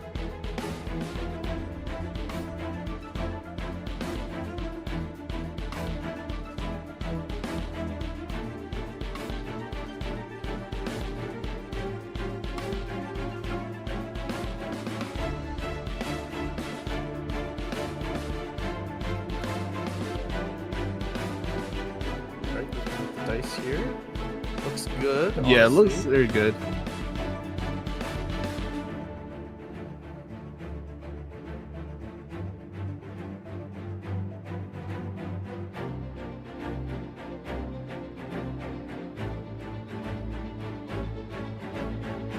All right. This is in. I think I'm having a teeny bit. Hold on, give me a second. I'll be back in a bit. Just give me 2 seconds. Oh, okay. I will swap in now. Hello. I don't need an avatar. It's fine. No, Torin, you're alone at the desk now. Rip. Anyway, getting back to the match. I hear a voice coming from down below, guys. Yeah, Like, build the best, build the I'm in the base. I'm in the basement. See, they are in the caster cage, and I'm stuck in the basement. Anyway, you know, we are getting pretty close to the end here. You know, last 2 characters remaining. Shenhe is literally on the lifeline, and Ito, you know, 4 health, but with Shenhe's quill stacks and the summon out, she's just gonna deal 4 damage straight up anyway. What was that card that was just played? I think that was. Did you catch that? That was more Geo Resonance. Yeah. Anyways, sorry, we had a technical alright, issue. swap back up. We're back. Okay. Okay. So yeah. Okay. Oh, okay. I see Raiden gone. Shenhe just gone. Yeah. Do you think? Yeah. I don't think Ito can be really stopped here. Yeah. No. This is a classic Ito moment. Oh no. Oh no. Oh no. This is what does Doesn't Eula take do damage. here that wins them the game? Nothing. That's pretty much what it is. Again, Ito's like the epitome of call an ambulance, but not for me. Not for me. Like no Look, matter literally Fujio Reza. That's such a high roll. like no matter how down bad Ito gets, like Ito will always find a way to come back and just take the win, like just out of everyone's grasp. That's what Ito does, and that's what Ito will do, continue to do, and that's what it is. That's all there is to it. And wow. there it is. Well, Yeah. we'll clean up. Like, yeah, finally Saffron took out Ito, but like the next opponent online is Noelle, who can also kind of last through, like go through punches, especially when Eula does not have a single. Eula doesn't have any ult either. Oh well, never mind. Oh, just straight up. Perfect KO here from Kirano, and Kirano takes it.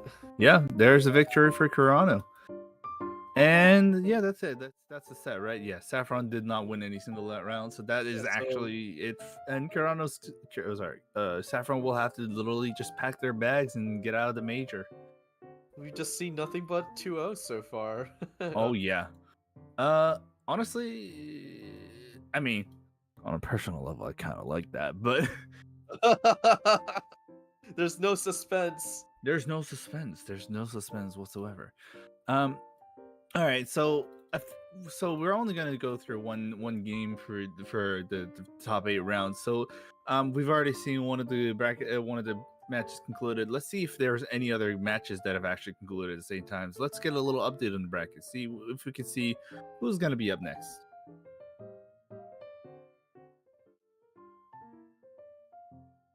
Okay. Right, so we know that Kirano took it 2-0. Looks like Kunzut also took it over Bep, also known as Delfinder, I think. I think so. I'm pretty sure that it is. And Ferfur and Shin still playing it out, and Kevin Z 2-0 over La Montagne. Yeah.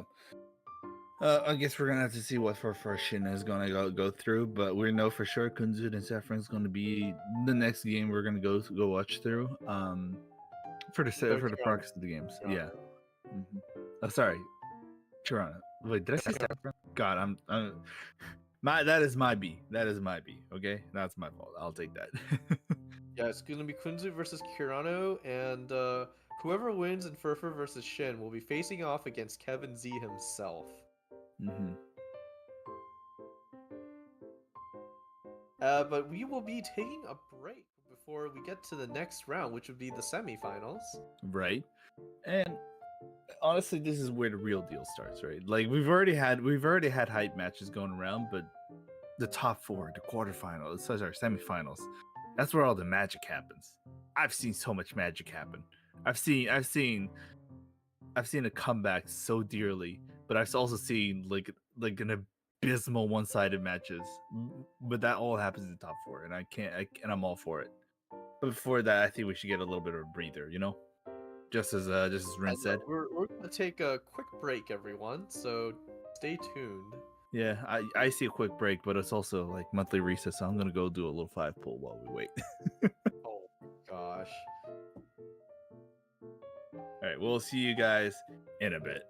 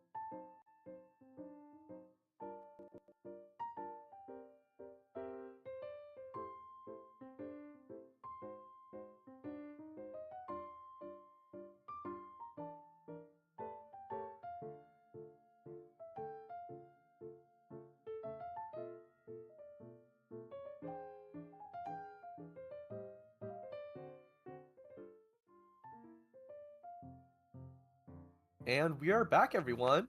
Hello, I'm back as well.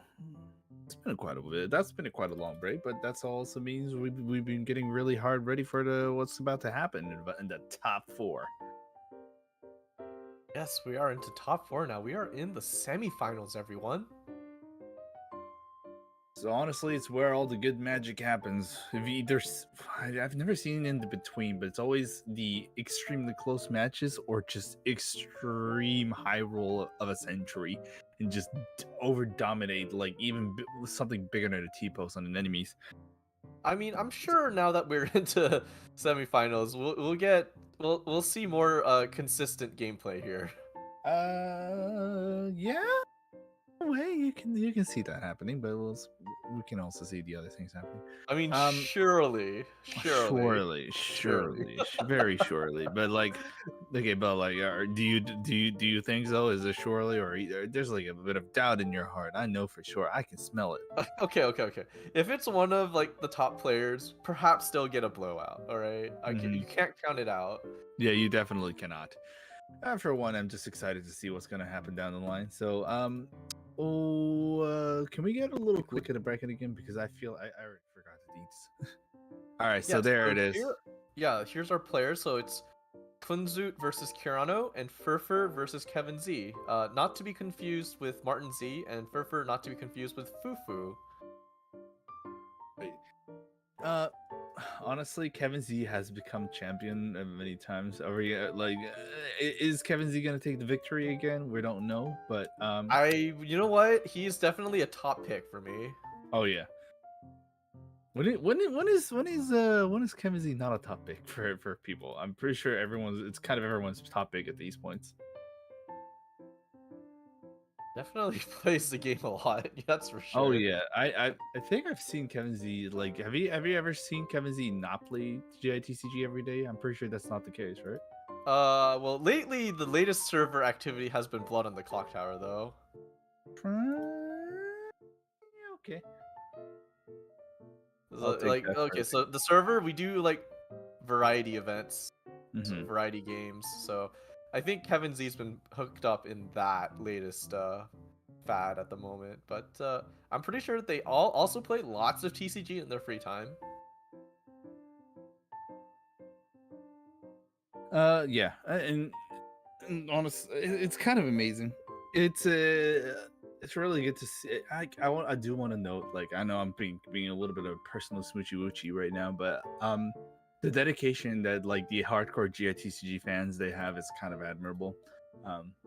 Yeah, definitely. Yeah, when 3.7 happened, of course, GITCG fans were really happy. But you know, the objective fact is there were a lot of people in the community who weren't really receiving it pretty lightly because they weren't really looking at GITCG as a mass positive things.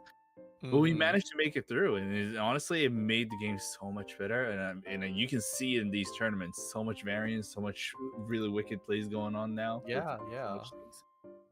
I'm just excited to see what's in store for 3.8 and what we're gonna see in 4.0. I'm really hyped about that, honestly. Oh god, imagine if we got a 3.9 just to troll us. Don't jinx us, Torin. If we do see a 3.9, I'm gonna take the ticket to Europe right now. And I will see through the justice it's delivered. Anyways, it seems like the players are getting ready. We've also, I think if we have time, do we have time? I don't know if we have time. We can also talk a little bit about the new cards coming in because we just talked about the updates for 3.7, 3.8. It was like just several hours ago we talked like the announced the 3.8 cards details. Yes, they just came out actually. It was posted and it's now on the hoyoverse website if I recall. Hmm. And I believe they're bringing in a new mechanic as well. Again, Yes, so I believe the arcane, I think it was arcane magic. Let me triple check this though.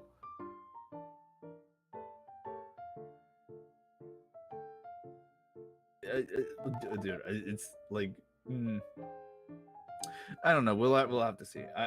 I'm having trouble remembering to either. Again, I'm telling you, I'm becoming a boomer. I'm telling you, a big boomer here. But honestly, But it's looks like it's Ferfur versus Kevin Z for the next game. mm-hmm. And what else are we to expect? Good stuff.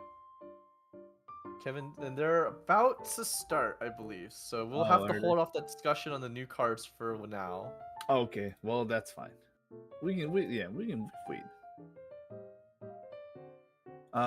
Well, actually, it's better before we go to the match. We actually want to see their cards a little bit. Again, we've been skipping through character cards here and there. So let's actually look at their we need a little bit of update on the people on the player cards for the major. God, I'm sorry. I can never get used to the knockout icons. It just looks sad. They've Yeah, been no, I eliminated. can understand that. They've been hitmaned out of the tournament. It feels more than that than actually being knocked out. Anyways, let's see who we're gonna play. Right? Let's see. I actually forgot. We've already seen Kirano's hands. We've also seen Shin's deck. I think we can look at Kevin Z for first. So I don't know which one we're gonna go for. So I'm just gonna go flip a coin and automatic when the coins flips, and we're gonna see who's next. And it's gonna be Kevin Z. Oh So right. Kevin Z is the one running stall. Oh, Please don't win. No one's Please. Kevin Z. No, okay, I'm not gonna say Please. that. I'm not gonna say it that far, but but goddamn. Listen.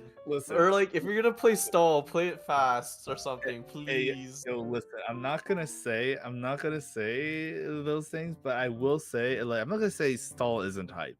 Stall is fun. It's funny. Stall is actually fun. No, it's fun. I've actually played fun. I've actually played stall as well. I love stall, but when it's on a broadcasted stream, I have some opinions about that. But that we can say it in Oh, so the it's podcast. fun to play, but not fun to play against. That's stall in general. I wonder how the opponent's gonna feel. But honestly, stall has been relatively pretty strong even in a fast-paced GITCG. They do have a lot of cards that just kind of says I'm going to command a neutral, and the opponents have to respect that. Otherwise, they're just gonna have to face what I like to call punishment. Punishment. There's also just ramping in your face and not getting punished. Mm-hmm. So not much Okay, to be it said. looks like the bans are out. So Kaya Melt is being banned from Kevin Z's side. And we seems like the MEC, so the Oceanid official and Nahida will be banned. Yeah.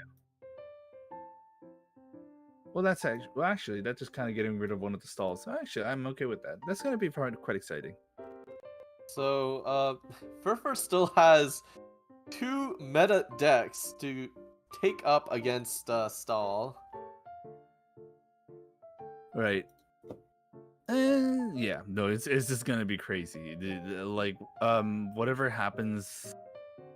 Well, it's also Kevin Z, right? I've actually had the pleasure of watching some of the Kevin Z's matches, and honestly, like that person, Kevin Z, has a way of just coming back. I agree. Kevin Z just finds a way to win. Kevin Z just calculates plays like 3 turns ahead and says this is gonna happen. It has been prophesized as such, and everyone's just like, well, damn, I guess we're gonna have to agree. And that's what we're really gonna see. Honestly, without a doubt, I'm just expecting that. Honestly, I'm just gonna expect that out of nowhere all the whole time. I mean, this is like the pro player mentality, right? Like you're in here to win it. Yeah, and honestly, Kevin Z is the epitome of that, and there's nothing wrong with that. Honestly, They're all here to win. It's just whoever takes the command of victory, and that's the name of the game, and the Kevin Z will play it. However, you know, just because it's saying that only elevates how the opponent how good Kevin Z's opponents are as well. That needs to be said. I need to like let that be known, right? Kevin Z can just survive from being put on the edge, but the fact that like there's also players that can put Kevin Z to the wall means everyone else is also no slouch either. That's something to be given. I mean, all of our players here at the majors today are well qualified for their placings here. That's definitely sure. It's just Kevin Z just has the Kevin Z is the eject button. that's all there is to it. So our match is actually about to start, so please stand by. Yeah, it's Kevin Z and Ferfur Z. Oh, starting right go. off, it's gonna be Geoshin versus Raiden Superconduct. I've already seen too much writing Superconduct already, so. I mean, these are both very meta decks. Actually, never mind. I've also seen a lot of zhongli. So we're everyone's both sides' game plans are very obvious, right? One side quite familiar with them. One side wants the zhongli meatball meteor. The other side wants the giant insane damage from Chongyun with shenhe with shenhe aiding going down here. Starting hand for Kevin Z is kind of weird. Technically those are all good cards to start with, but they're not necessarily needed at the moment. Oh no, this is a better hand. Yeah, no, that's a way better hand. Ferfur, however, Ferfur also has a pretty genuinely decent deck, honestly, with Lusu and Vanarana coming out very early on. Yeah, no, I think the starting play is to just power up Raiden immediately and just go for burst. Still think Kevin Z has the upper hand regarding the starting hands, but it's fine. I would say they're pretty even here. Like they both got pretty average hands. All right, Ferfur is still yet to choose. I'm not sure if Ferfur forgot that they had to like choose who's going to come up first, or no, they're thinking because it matters a lot here because like if you do the Lisu play, it leaves your Raiden completely vulnerable. But I don't think that Kevin Z has any way to punish that line though, so we'll see. Well, Kevin Z had decided to start with Oceanid, so yeah, definitely. Yeah, okay, Ferfur. Interesting. Chongyun instead. Okay, it looks like they're going for a they're gonna go for the Chongyun skill opener, and then you transition into Raiden after that. Honestly, I agree with that. That's actually pretty decent strike. Pretty good rolls. I think they're gonna go, pretty much it's gonna start with Lusu play and then turning a skill into switch into Raiden and Raiden either skill or normal. So I don't think it matters. Oh no, it matters. You have to skill here. No, for Superconduct, right? There's a squirrel. I thought I saw George, and I was apparently it's a ferret, not a squirrel. Ferret, squirrel, same difference. Kevin Z immediately ended a round after summoning Liben and Denshikaku, so they're gonna go. Kevin Z wants the really strong head start, giving Ferfur enough to set up a little bit more on the right side. And actually, like this is pretty good. This is really good on them. This is really good for Ferfur as well. Ferfur is getting a free Superconduct reaction though. Honestly, I would take this very gladly. Ferfur got a lot of things going on already. The only problem Ferfur has to go through is the onslaught that Kevin Z is about to do in the second round, right? In second turn. But that's the cost. That's pretty much the cost. However, Ferfur got a really good dice roll, so definitely this was really good on them. Again, Kevin Z starting with 11 dice, bring more dice than usual, and we're gonna see what they're gonna do. They have a chance to go for a double summon right now. Summon George. Honestly, they could double summon. I don't know if that's what you want to do here, though. You can actually use all these dice for zhongli. Abyssal summons out. Oh, that's a high roll. Okay. Very high roll. Yeah, no, I think you do go for double abyssal, or you could just save 2 dice and get rid of the right and summon too on top of that. So that's just extra punishing. The hand is on this summon right now. Goes for not 2. Just one more summon. George, let's go. Oh my gosh. Listen. When George is on the field, you gotta respect the George, right? You can't just George George has ruined so many games for me. That's how good George is. Oh my gosh. Kevin C found George from the cards and said, "You hold the neutral, buddy." Stealing games with that 1 hit point difference. It just feels criminal at this point, right? Like, like George comes out, and even if you get rid of George just doesn't go down like simply like that. George just says, "Oh, you hit me. Now you shall suffer with my own attack." All right. Raiden Burst getting off here now. As planned. This is nothing new. This is what was going to happen, and we're gonna see it on that action. Not sure what Ferfur has on the dice count right now, but if things are going according to plan, they can actually let off Shenhe Burst right here. Not sure how valid of an option that would be, though. Especially when you also have to consider that there is the Ferret, and there's the Pyro Turtle, and the George. That's going to be a lot of damage that they're going to take, so you're going to have to think about this very carefully.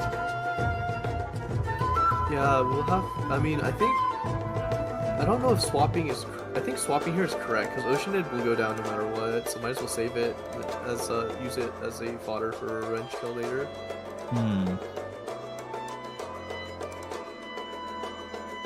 Okay, looks like I predicted just right. They're gonna switch to Shenhe, I think.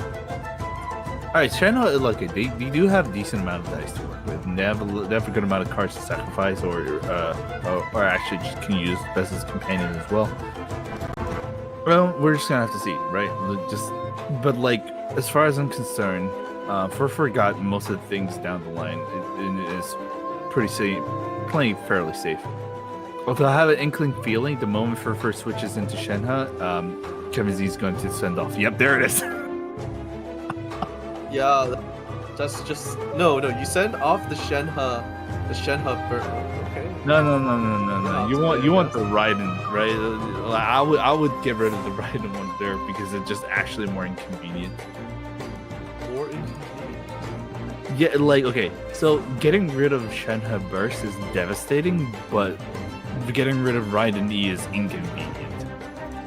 And honestly, I would choose inconvenience over devastation because you can actually strike back with Raiden stuff and then get the burst stuff for Shenhe again. That's not a problem. But the fact that Ferfur actually has to switch back to Raiden and then press E, that's waste 2 turns. Unless you use Leave It to Me. That's the inconvenience that Kevin Z is looking for. It's actually, no matter what, like, it's wasting Ferfur's resources to switch back and set it up again. Interesting. Okay. It's a more of an immediate cost, and Kevin Z wants the immediate cost because, sure, long run it might be better to get the burst out, but like the immediate cost, they can do something more out of it. It's a potential. Cost taking. Ferfur needs to make a decision. Shifting Tides. You see, they had to waste Shifting Tides right there.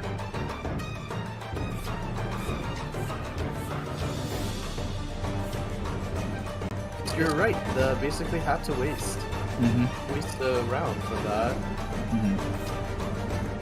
And now George is alive.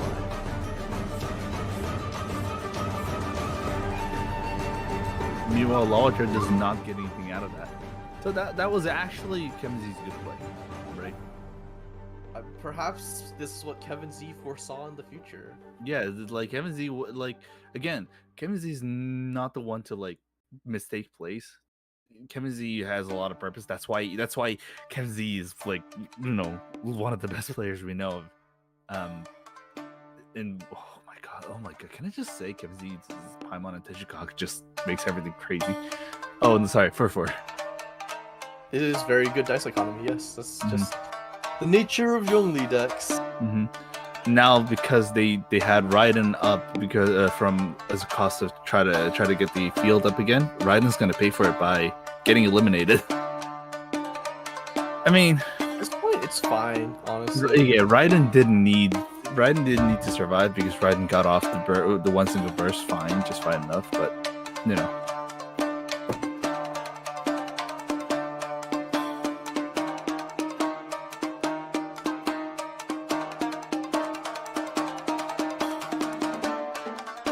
Alright, down goes Raiden. It's a bit risky considering they might have I haven't lost yet, although I guess it doesn't really matter just as much as everyone's full energy anyways. Should be fine.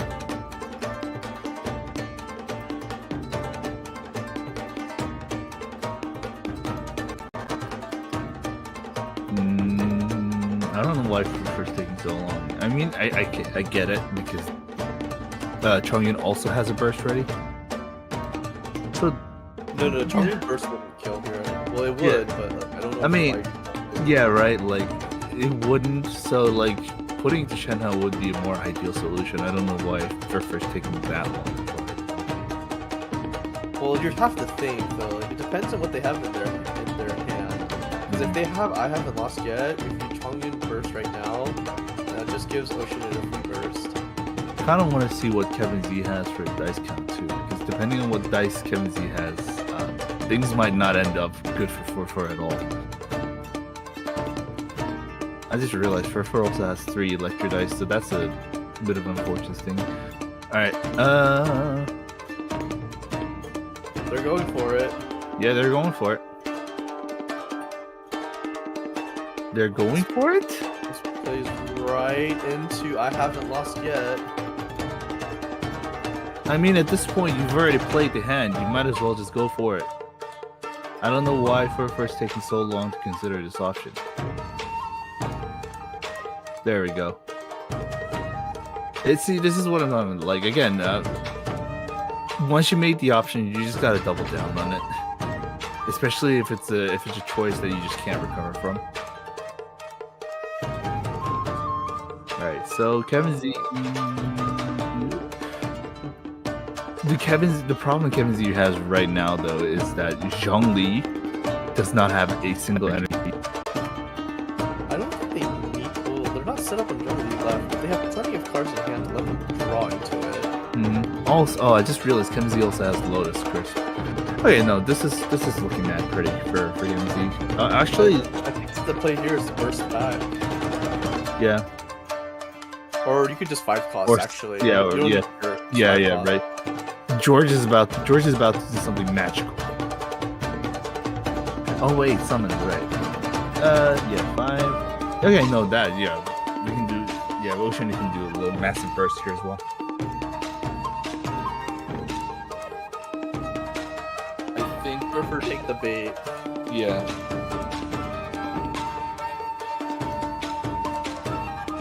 Decides to move to Shin. Well, they're gonna have to make a choice right now because they're running out of time. Okay. Kevin Z's turn now, and surprisingly speaking, Kevin Z can either. And okay, there we go. That makes sense. So Shenhe is in a bad spot. Yeah, juicy burst. Shenhe is now in a very precarious position. We'll have to see what's going on. I mean, all Ferfur really can do is burst right back. Like that's probably the only play they have right now. Because if Shenhe goes down, that's wasted energy. Right. The 2 and 3 burst. There we go. It's all up to Zhongli now. But the Ferfur has no energy for both characters. Ran out of cards. So and doesn't have a lot of setups to go for it with the dice economy. So Ferfur needs to have some kind of miracle to happen right now. Otherwise, Kevin Z can actually take it for free with Zhongli on hand. The problem is that zhongli is actually not set up. So basically, I think Well, you're gonna have to leave get it to at me least will one say no. more. Leave it to me says no. No, Kevin Z is set up. You can set up really fast. That's what I was gonna say. You doesn't have the dice to actually get up a stele, so.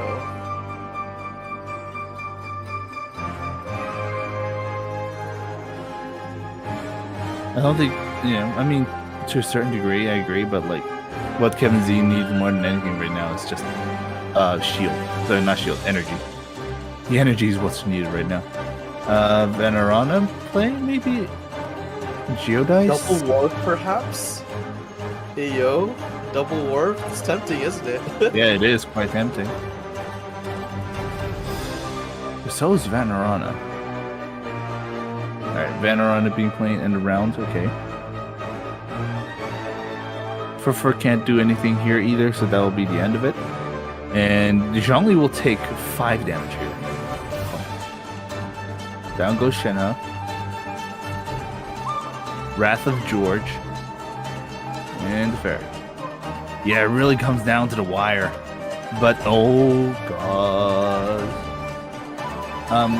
The big thing is that Kevin Z has Lotus Crypt. 2, in fact.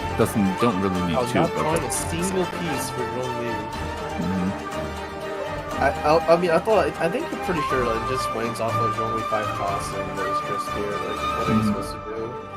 Honestly, I think the Wharf wasn't meant to pull out really precious cards. It was just for the sake of having enough cards to actually use up for the resonance. Perhaps. All right, big crystallize happens, so he's gonna get 3 barriers. I think that's it. What do you do here? Like, if you could go to the end phase, like you have a chance because summons, but at the same time, how do you survive? And again, Kevin Z has 6 cards to burn. Oh my god, he has it! He has it! No way! And it's not. Very close. No! The Lotus Not Crisp like is. this. See, this is what I mean. Like, the Wharf was there plainly for the sake of just like getting enough cards to shift into dice.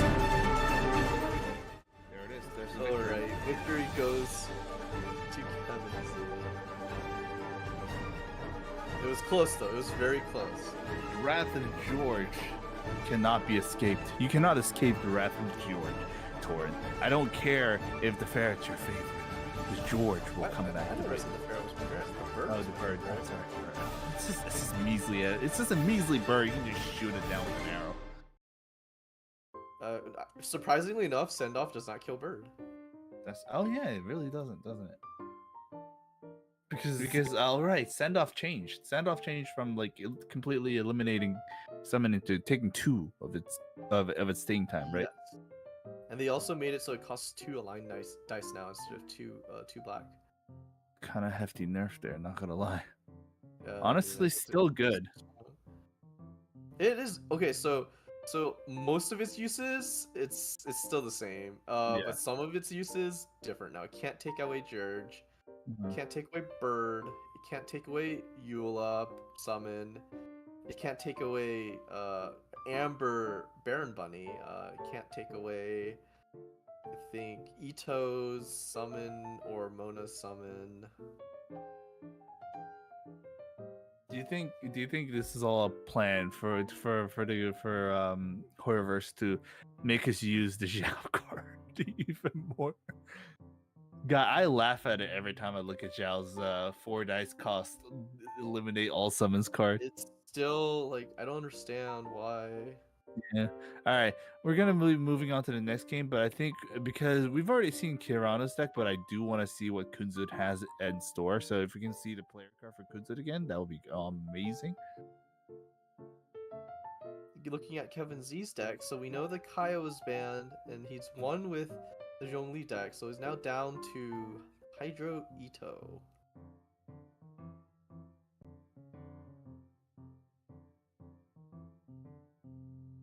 Hydro Ito. Oh, I just realized. I'm an idiot. I thought the game was over. Sorry, my bad. Now for Ferfur, they can choose between Pyrokek and Raiden SC. They can choose Yes, between yeah. those. Honestly, I would go I'm for pretty Pride. sure neither do very well into Ito here. Yeah. Um, is it me or are the players actually just switching decks after losses more frequently than before? I Well, remember. typically you don't want to play into a counter. I remember in 3.6 where players just kind of just stuck to their decks even though they lost. Well, Um, if it was their best deck, it could probably beat like the next deck, so it won't be as strong. So there was very limited selection of decks back then. right. But now we do have a lot. A lot. The 3.7 really was like the god's gift for the TCG players. Yes, the gods of TCG bestows upon us the powers of which we play games. Really loved the origin story, by the way, from the event. Oh, really? Oh yeah, I liked Uh, it. Did you do it? yeah, of course. Okay. Okay, and hopping right in, it's gonna be Raiden SC versus Hydro Ito. Oh god, the starting hands. Um, Ferfur gives up both shifting tides and gets a cryo dice and a cryo resonance card out of that. I will take that deal. That's a good deal. Kevin Z, however, gets not only one, two send offs. This not it decided to get rid of it's not over yet and the geo resonance dice. Oh yeah, there we go. I would also get rid of one of the send offs because you can just live with one for the time. Oh god, what the heck? Man, I did not expect that. Can we see Kevin Z's Ito deck because I did not expect to see the Vanquisher, not the Vortex Vanquisher. Sorry, Lament. Lament. I did not Lament. expect Lament. I genuinely did not expect Lament to show up out of the hands. It's probably specifically for NEC. Mm-hmm. NEC and I guess surely someone running Ocean Ed. Surely Kevin Z only brought one Lament, not two, right? There's no way.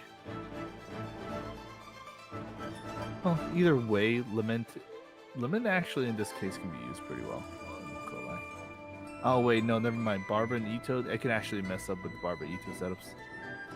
We're just gonna have to see. If anything, it can just be it can be a very fast attunement. Starting dice for Ferfur turns out to be amazing. That 3 Omni dice with 2 Cryo dice and 1 Electro dice, amazing. Kevin Z had a very bad first start, but then I think the reroll kind of fixed the mistake. So they're not. So this is actually a pretty good starting hands and dice for both sides, as usual. Here, A simple start out with skills from both sides. This is kind of expected every single time. yeah, it is. Yeah. So it's a good start, right? Like Ferfur already has 1 energy for Chongyun, which means they can set it up for once Raiden pulls out the burst. It's a good setup. Kevin Z pulls out with Ito first. I mean, it's nice, but it also means it can't punish or like switch into Raiden as hard. It's still going to be okay though. That should be fine. Yeah, no, it's not a loss for either side. This is going to be relatively fine. Meanwhile, Ito's still laughing.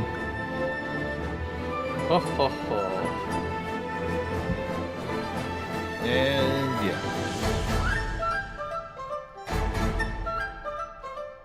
Right, swapping to Raiden looks like a very standard opening. Yeah, extremely standard. If the dice I think- if the dice is right, then they're gonna go for skill. No, they definitely have the dice for it. I mean, up next, I think we're just gonna see either Kevin Z ramps or switches to Barbara. I guess they choose ramp. Yep. Triggering live is like kind of really cool. Anyways, they're gonna start immediately with the thing. They don't have Barbara's skill up, so they're just gonna take the full front of the superconduct. Also chooses to ramp, but won't get it to trigger this round. Let's get a free super conduct though. That's never something to complain about. Bye bye, Ushi.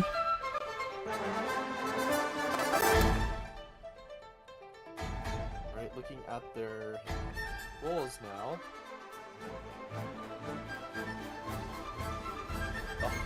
Oh. Let's see what 3 rolls get us. If Kevin Z had Dendro units in that deck, that would have been fine. But oh my god, okay. It's okay. It's okay. We've got Liben. It's okay. Yeah, Liben fixes it. It's just damn, what are the odds? And Kevin Z has a lot of cards to burn, so this is not a loss, but like you definitely would like better dice setups, dice scenarios. This is a little unfortunate. No, for sure.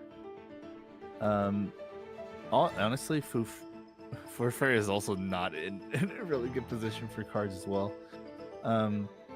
However, just burning 2 cards is enough. I would assume burning Tandoori and one of the resonance cards would be enough to set up for the Raiden. Yeah, I mean, this is a pretty standard opening, so I don't see any reason why they deviate from it at the moment. It's not like they can get punished.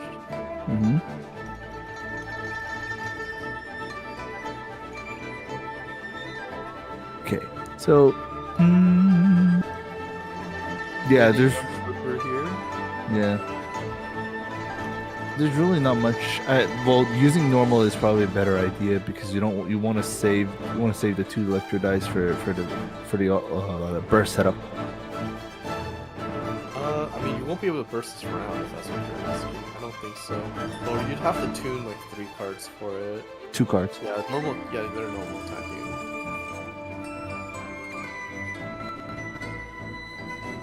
I think it is worth it to actually burst here. Oh, actually, No. You hate to see it. You hate to see it, man. Getting trolled right off the map. Dude, every single look. Kevin Z has pulled so many really good send off plays. I'm like the send off place that Kevin Z really did was just like so critical to the opponent's plays that it just kind of puts him dead stop, like in a very mad inconvenient situations. Remember, it's also back to the debate of inconvenience and a problem. Sure, you want to cause problems to your opponents, but inconvenience is just a much frustrating play. Yeah, for sure. Ferfur has already attuned one of the cards. Will Ferfur attune the next card as well? But they're going to have to. But it's going to be either Cryo Resonance or another chicken. However, running out of timer right now, can't really afford to spend any longer. Burst from looks of it. Tuned off all their food. Doing a burst, leave 1 for Liven, which is unfortunate, but what can we do? Yeah. Ferfur taking taking a really long time to consider a lot of things. I get it. Fighting against one of the top players in the region right now is going to be a very nerve-wracking for sure. Actually, hold on. Now that I think about it, if Ferfur tuned 1 more card, they could get Liven to proc this round, but a bit late for that.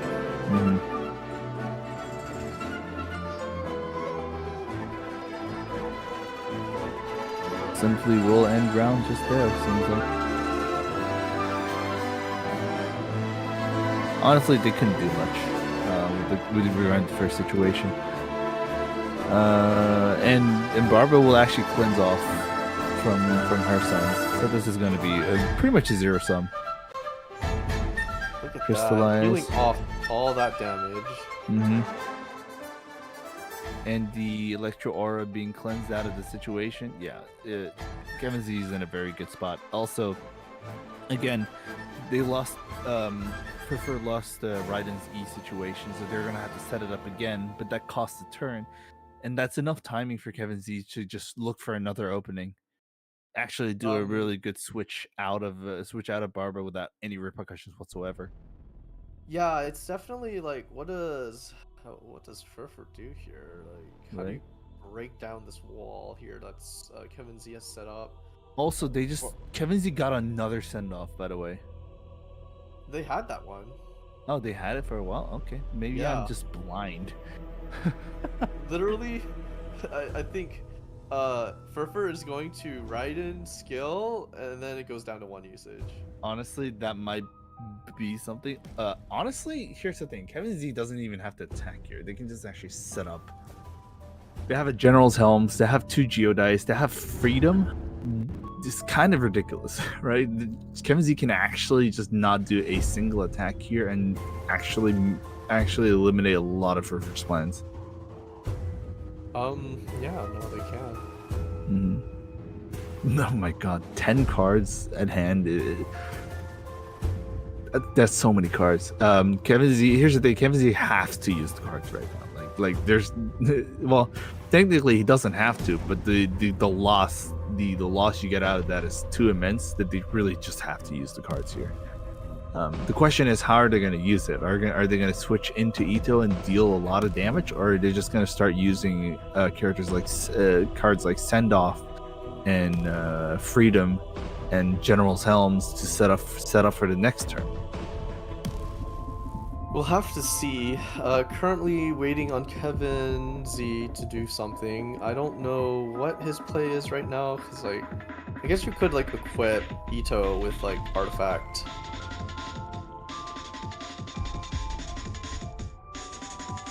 Seems like Kevin Z will just do a simple normal attack. That is also quite a threatening position, which because Driver having a burst is going to be infuriating because that's a massive burst deal. is insane, but it's just extremely difficult to get to. Yeah. Honestly, very understandable. You know how much that would frustrate the people? A lot. It is the ultimate value burst.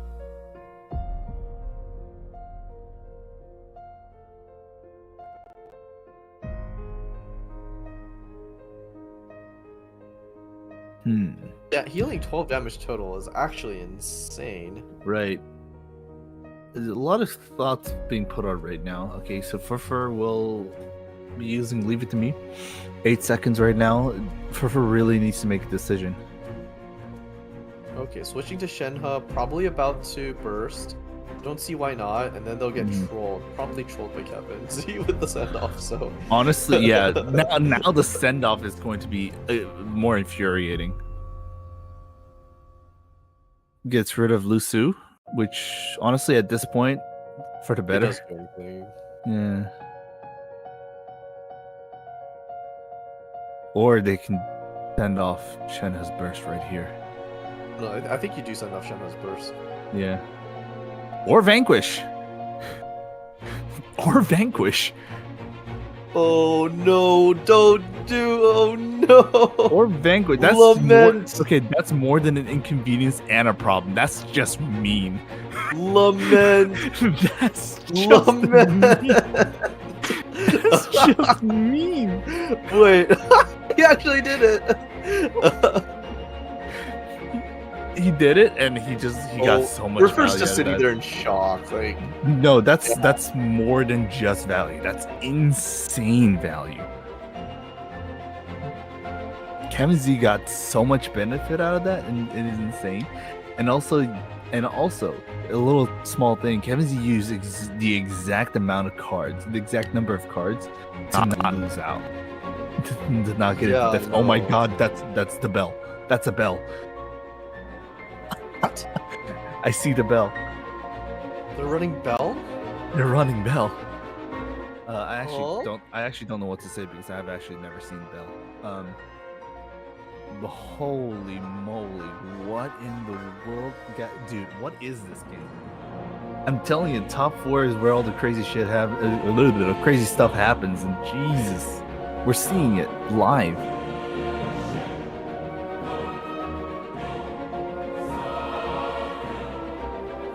Jesus.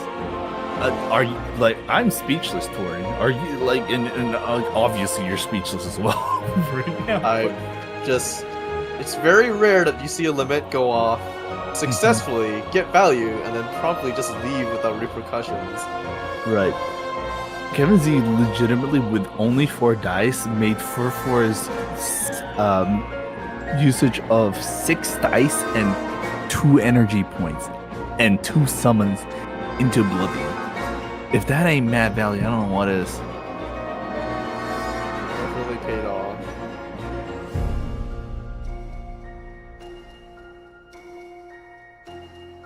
Oh my god! What is Ferfur thinking now? Like, okay, at this point, I understand Ferfur's gonna take up all the time on the timer. Like, I think you have to go back to Raiden.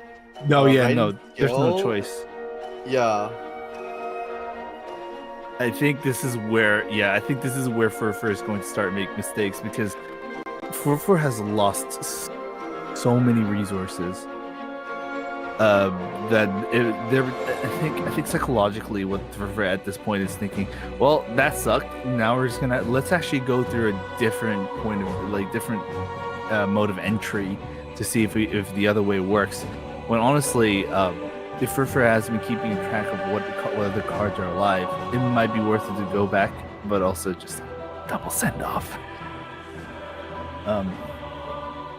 Using Chongyun's burst on the wall right now feels a little bit wasteful, to be honest with you, especially when Ito and Barbara are like a bigger threats than Noel currently. We'll have to see. What does he do? Clock's ticking. Clock is ticking mad hard right now. And Okay, you one-shot Noel. And then, that is a big deal, because your Ito deck has no form of coming back once someone's actually gone. You can out-heal anything, but if the character is dead, you can't out-heal that. But the thing is, the other character in question that is alive right now is Ito, which the longer you leave him alone, the more threatening him becomes. Oh yeah, he's at max stacks right now. Yeah, he's at max stacks. Though that is not just any threat. That is a threat. That is the threat.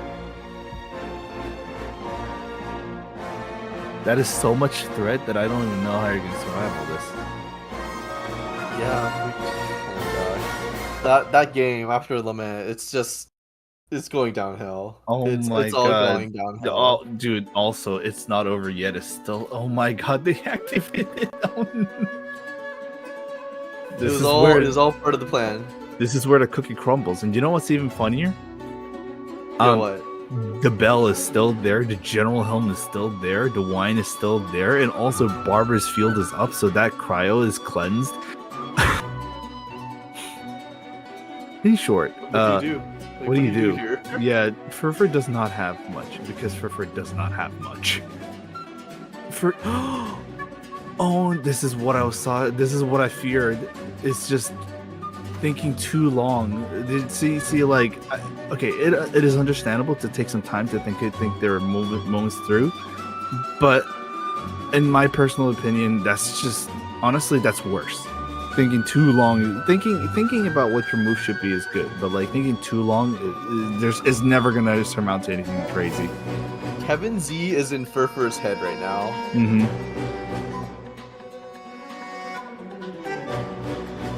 The big thing is once they think of something, they have to act upon it. Oh no, he just leaves. Yeah, Ferfur just gets can't up do and that. leaves. Oh no. Oh, but to be no. fair, there's not much Ferfur could do at that point. It is just that was it. That's the GGs. That is GG, unfortunately. So a clean 2-0 by Kevin Z. Very clean, very convincing 2-0 by Kevin Z. Unfortunately for Ferfur, they will have to take the leave. Kevin Z advances to the finals, and now we're actually going to see.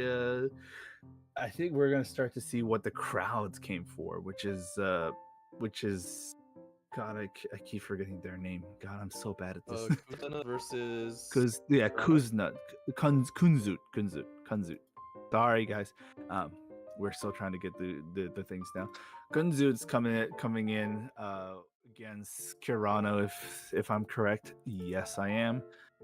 And I think most of the community that came to, so I think there's a lot of people right now in the chat. Like we haven't talked about the chat right now, but the chat, most of the people are here to support Kunzut. And honestly, I'm now curious. I'm very curious about what Kunzut is going to play here. I think they're going to set it up right now. Yeah, we if can take a look at their decks, honestly, in the meanwhile. we can take a look at the decks. Can I just say how unfortunate fortunate Ferfur was put in that position Ferfur was in. I wouldn't be jealous of it either. Just completely in their head, you know? And again, and again, I'm gonna say it again and again and again to players who's trying to aspire to become GITCG players and like get into the tournaments. Just yeah, it takes some time for you to think. Don't go into like into moves without rational thought, but don't think too long. Right? Once you have chosen on an action on a course, you're gonna have to commit to it. If you second doubt yourself and take too long, you're actually gonna be prone to more mistakes. Anyways, let's go to Kunzut. Kunzut deck real quick. We've already known what course. Kirano's deck is, but Yeah, we've Kunzut been is through one. Kirano's deck. They're running Geo Kenki. Oh Kunzut my wrapping the Russian God. community here, and they're playing some very familiar looking decks. Honestly, yeah, no, this looks good. I actually do want to see Venti decks. I actually really like Venti in the GITCG. Personal take, I don't like Venti in main game, but Venti and GITCG always fun to see. I actually really like to see. I just realized Kunzut has Archon in every single deck. Holy shit, you're actually right. What? Okay, but okay, like okay, I'm really confused because on deck number 2, technically the card that you'd want to use is Nahida. Mm-hmm. And the one character they're not using is Nahida. Oh boy. Okay, I I mean, just looked usually the through. Archons don't work well together. Well, Mm-hmm. that's not true. Raiden can work with Nahida. Raiden, and- yeah, Raiden Nahida. Okay, correction. Raiden can work with most Archons. It's just the other Archons just don't work with themselves. Yeah.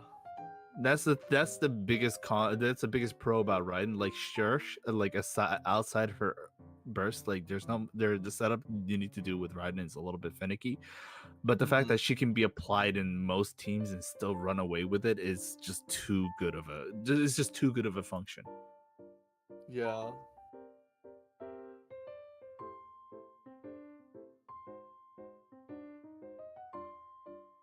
All right, it seems like we're gonna have some streaming problems. So until we figure out what's gonna go on, I guess we can just talk about a little bit more stuff.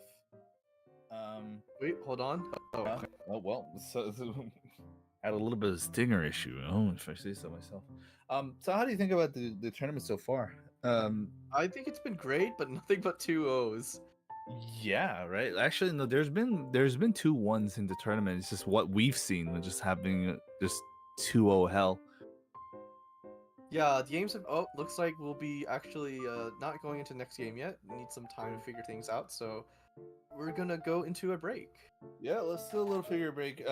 Again, technical issue. They're always prone to happen. So bear with us, chat. Please bear with us. We're trying to get Kunzut to be showcased. I've wanted to see Kunzut to be showcased here as well. So hang on to your horses. We'll be right.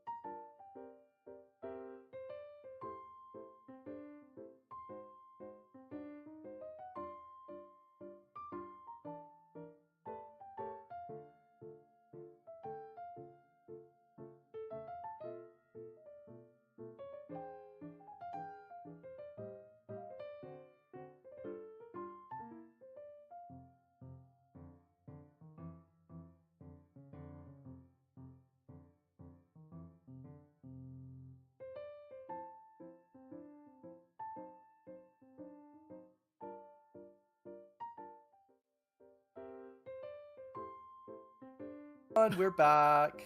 Hello, everybody. It's the good old egg with the sunglasses again.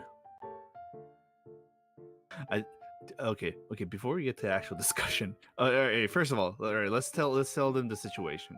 So, there are some connection issues going on regarding the streaming of this next match. Because we have a spotty Wi-Fi, and we're trying to see if there's an alternative way to stream this match.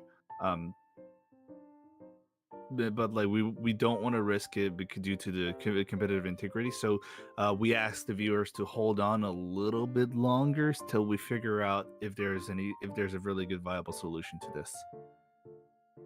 Yeah, unfortunately, we are having technical issues, guys. Sorry about that. Yeah, we're trying our best, right? Like it's like keep it hold. We'll think. We'll see if we can come up. We'll see if we can get on with it. Until then, I think we can spend time to talk a little bit about what's up in the future for 3.8. But before you even Yeah. get to that, can I just want to note out a little thing. Like I just realized that you're using like the VTuber modeling. Meanwhile, I'm just a PNG. What do you mean? We've been here for hours. I know we've been hitting for hours, but I just realized the extreme contrast between the app between our. Oh my god! I need a sip of tea for this. I need a sip of tea. Oh my god. Okay, look. Look at what I have to do to just look at what you have to do to fit into the fraction of my powers. Oh my gosh. See, you can see me when I have to dip down and drink tea. Like, this is the power of VTubing. Damn. Meanwhile, I'm just an egg. Okay, in fairness, what would an egg VTuber look like? Okay, like. Yo, actually, I was actually thinking about doing that once, and then I realized it was a. it feels like I feel like I need a better budget to actually make that happen. So. Oof, rough. Also, the What's funny PNG is is actually, enough. I think one of the people in the GITCG server actually rigged their own model. They V2 modeled the chicken. Oh my god. The J Plume Terrashroom, rest. Someone rigged a VTuber model of that. They did it. They streamed doing it, by the way. It was really funny. Oh my god.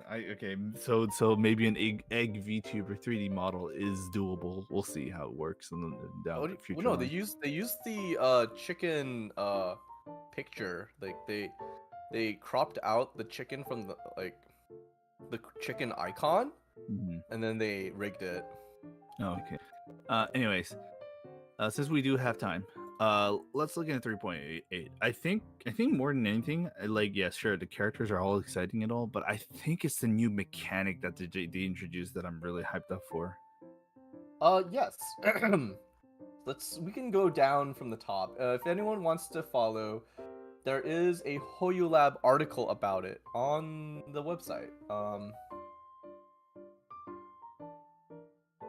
Well, we're on a 5-minute delay, so even if it's shared, they're probably like out of context. Here, I'll done really fast. I don't have the hoyolab article up because it lags the whole stream. Because that's of course. how hoyolab goes. But I do have the characters up if you want that. Okay, let's get the characters first. Well, also, you might be in luck. The stream is actually seeming to function, so we might just get through one character. Oh. Hello, everyone. This is Kazuha. Wait, you say hello, everyone. Okay, look, like I can't do the voice, but I tried. All right. I don't think I got my voice is too deep for that. It's like hello, oh, I can't. No, I'm not even gonna try. Anyways, we have Kaede Harakazu as one of the new cards. I'm actually excited for this one. Just in case of how much damage we're gonna do. So of course the elemental skill is Chihayabru, which is 3 animal damage, attaches Midare Ranzan. And if this skill triggers Swirl, the Midare Ranzan is converted into Swirl element. Ooh. Okay, so it's just extra damage when you're doing Midare normal attack after elemental skill. So it's like an E normal kind of situation. Yes, I imagine in decks with the fast swap capability, this is a lot of damage in one go. Yeah. Just like how Kaza actually is in game. That's actually a lot. Oh my god. I can't believe that skill is like they go through Chihayaburu and like the Midare Ranzan and elemental burst is still Kazuha slash. Yeah, man. I'm still salty about that. Mind you, I'm still salty they had to like resort back to just Kazuha Why slash. couldn't they have just called it Autumn Whirlwind instead of Kazuha Slash? No, because Autumn Whirlwind is the AOE field. It's not the burst move itself. Anyways, Autumn Whirlwind just seems to be dealing one It's- animo damage. but 3 turns, and it's basically Sucrose's burst, but like Weaker. It's a ways. weaker Sucrose Burst. mhm. Sucrose Burst hits for 2 and it also self-infuses. Well, This one also self-infuses too. Oh, anyways, okay. Seems like we actually got the stream ready. Oh my god! Thank God. I was worried. Nice. Okay, we're actually going through directly from Kunzut's stream. So yeah, we got it solved. We got the game going again. Kirano. Kirano seems to be using the what was it? The puppet. God, the Kenji. Kirano, so it's Kirano's using Kenki. And Kunzut uses Superconduct, or at least in this case, the Razor Chongyun variant. Okay, so this is pretty much a good start. Okay, the starting cards, I don't know about that. Having Edita's Temptation from the immediate. I actually don't know about this either. Okay, maybe they just want to use one skill from Raiden. Oh, actually, I don't know what the play here is, but the dice definitely did not work in Kunz's favor. Thankfully, the Omni dice and an This is extra fine, Electro though, will like, be fine. Yeah, This is honestly fine. Oh, it's because they started with the freaking Chongyun. That's why. Yeah, it's no big deal. I mean, okay. It's not like anyone can punish each other right now with either of these decks, and I'm actually curious if Kirano has like the full Kenki setup. I was just very confused because like it's not really common for this to happen. Oh my god! He has all okay. Kenkis. All right, that's gonna be a rolling massive triple swap. sevens. So Kunzut's going to Kunzut has no options but to like stick to the original plan they have in mind right now, which is still okay. That is an incredible high roll right there. Okay, that Are we gonna see the double vape, the double melt here? All right, let's Oh, actually. God. Okay, hold on. I need to see this. Send off Abyssal Summon, Star Sign, leave it to me. Okay, it's just a standard old, except Fortress Vanquisher and Tenacity of Miller. No, this is a standard zhongli deck. Well, okay, it has a standard zhongli build. It just has Kenki instead of Oceanid. All right. So that's actually a lot of damage into Kenki already, but Kenki already summoned all the things it needed to solve. Oh my god. Oh my god. If Kirano has any way of generating energy, it's over. We literally get a double melt. But I don't think they're that high roll, are they? Alright, first of all, the dice has been kind of finicky at first. Okay, managed to fix it. Okay, we'll get a burst off if Raiden does not get eliminated right here on the spot. I see but like we've seen the star sign happen. Okay, considering that Kirano actually switched out into Lava Trail, should be fine. This is Shin. Kirano has okay. So in regards to ban, Kirano has banned the Oceanid, the Oceanid Zhongli deck from Kunzut's side, and Kunzut banned the Ito deck on Kirano's side.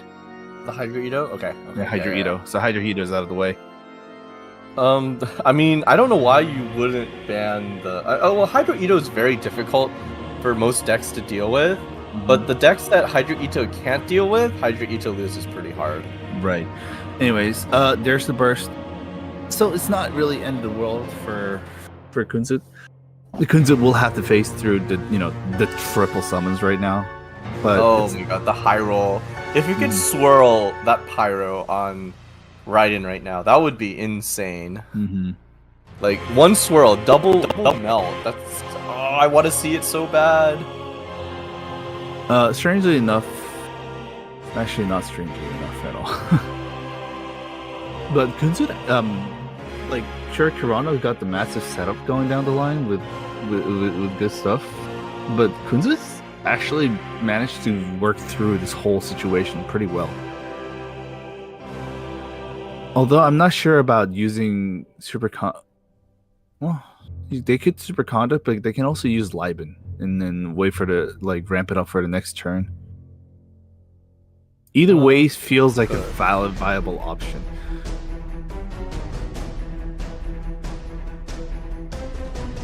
Looking to see what Kirano has in store for us.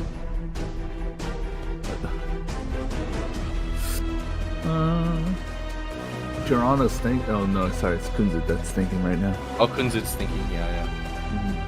Their time is running low though. Clock's ticking. Yep, they're gonna play the Liben card and ramp it up for the next turn.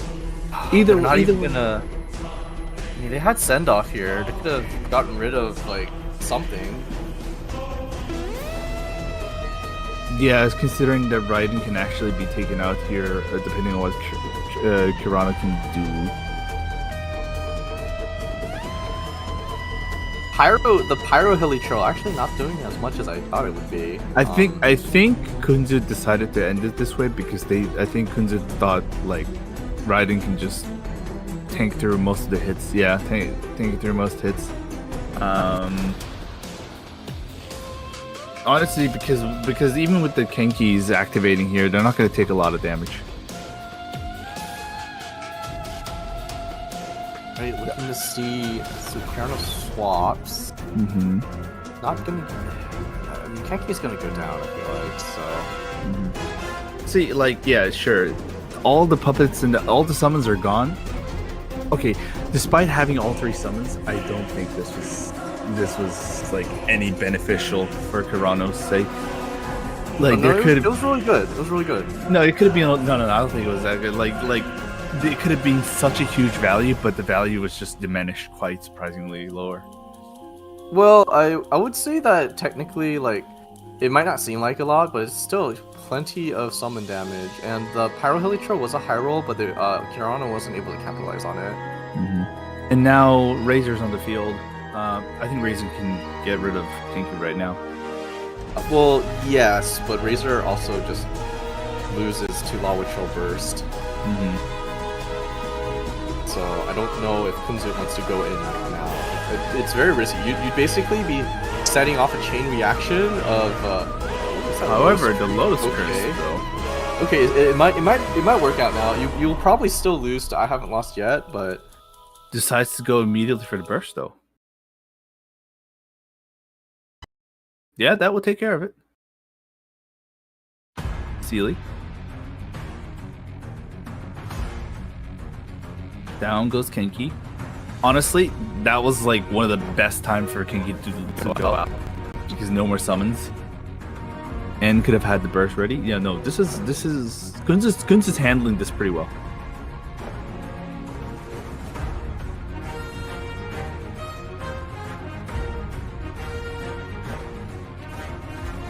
Okay. Kirano, honestly, I would put Kirano in a very finicky spot right now. Kirano had a good lead, and then I think lead has been just kind of swapped out right now. I'm still pretty confident Kirano is in a good spot. The Lotus Crisp is an inconvenience, but it's not going to stop them. Okay, Best's companion. Is this going to be a burst? That's the big question. You just burst here, like otherwise Razor takes out Lawachurl, so you have to. But now it's I don't know, like Chong Burst would end the game, but like if you play into I Haven't Lost Yet, Zhongli can just burst and then Chongyun does nothing.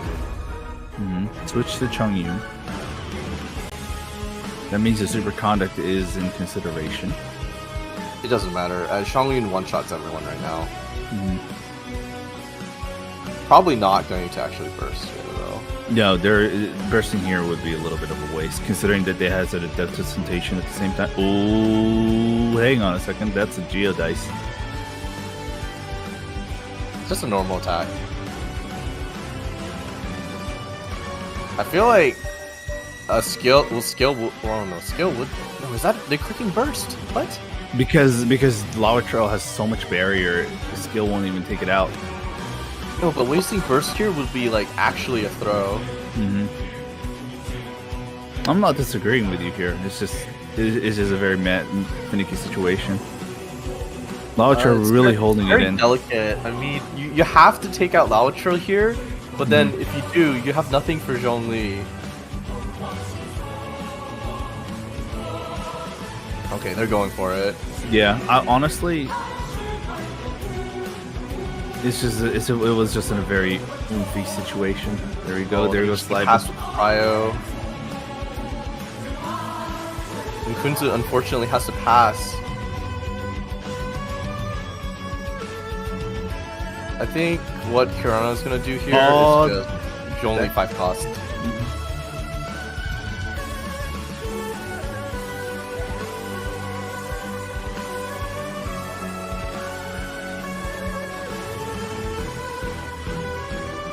Okay.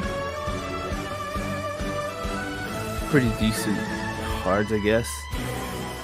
Okay. Well, yeah, Kirano can definitely 5 cost here because there's a lot of cards. Kirano has a lot of cards at hand to tune if need be. Yeah. Unfortunately, most of these cards don't do anything in their hand right now. Like, they won't have enough energy to burst. They won't have enough dice to burst this round, even with Electro Resonance. Right. So it's basically just skill, play a card, pass.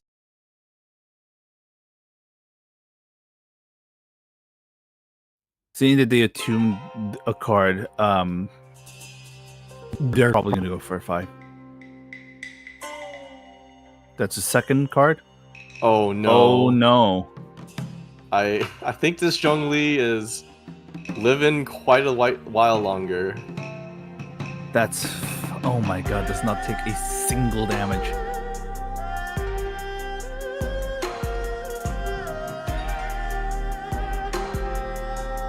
Alright. Skill. That didn't even take all the barriers out either.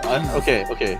Right now here, your win con is to like let Chongyun die, go to Razor, proceed to destroy or play Lotus Crisp, and just keep hammering zhongli and hope for the best. But Kirano knows this, so intentionally only does 1 damage to keep Chongyun alive. Kunzut cannot safely switch into Razor here. Yeah, no, it's not possible. Yeah, this is just an unfortunate situation. I think alternatively, Kunzut can use a Lotus Crisp and do 1 normal attack and use the Electro Resonance card and hope for the best. That is actually doable. You literally died a pillar. That's the thing. That's why you use the Lotus Crisp, because Kirano does not have enough dice to actually strike Chongyun here. Lotus Crisp will absorb or do that. Okay, that solves 1 problem, but honestly, that solves all problems. I think so. Chongyun can normal here, and that will be 2 energy.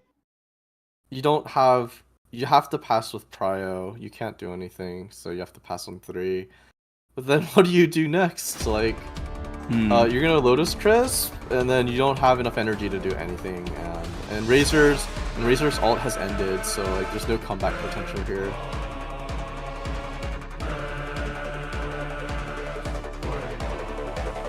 Geo dice. Oh, the dice doesn't even work out either. Well, has a lot of cards to work with, at least. No need to put a field on it. Lotus Crisp. Lotus Crisps, of course. Bestest Companion.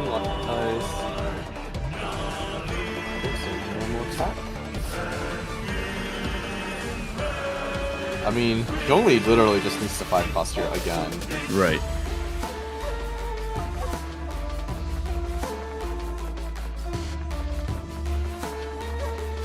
And well, honestly, yeah, this Kunzut is just in a very finicky position. There's really nowhere else to spin it. Okay. Oh, wait. But here's the thought. Mhm. If Kirano 5 costs, they actually lose because then Kunzut just Electro Res tune to. Oh my god. Okay, that's different though. All right. Well, that settles it. What does Razor do here? I don't think Razor has any plays. We'll probably have to. Yeah, Razor doesn't even have enough energy either.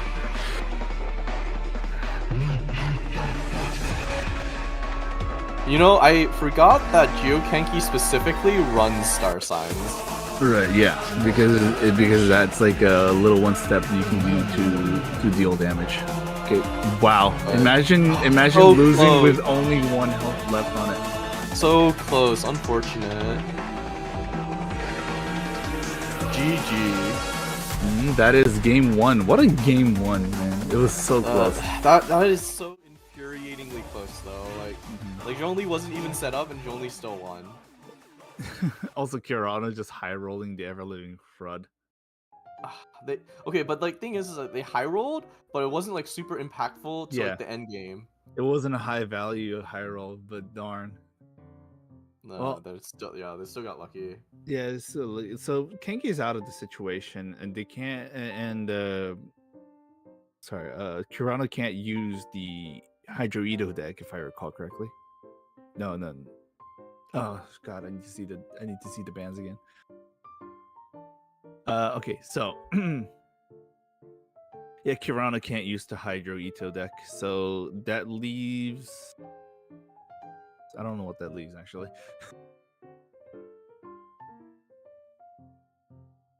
But honestly, oh, sorry, Kunzut can't use Hydro Ito. No, Kunzut can't use the Oceanid zhongli. Yes, that was Kirano's ban. Yeah, that was Kirano's ban. So that means Venti deck is Kunzut can use a Venti deck, or use the Raiden deck again. Yeah, they can if play they Super want to. Conduct again if they want.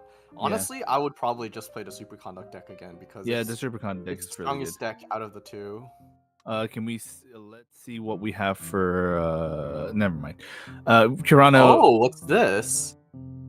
Opting to right. go for Venti. the Venti. I think it's Venti Electro Charge. Technically, is a strategy. Mm-hmm.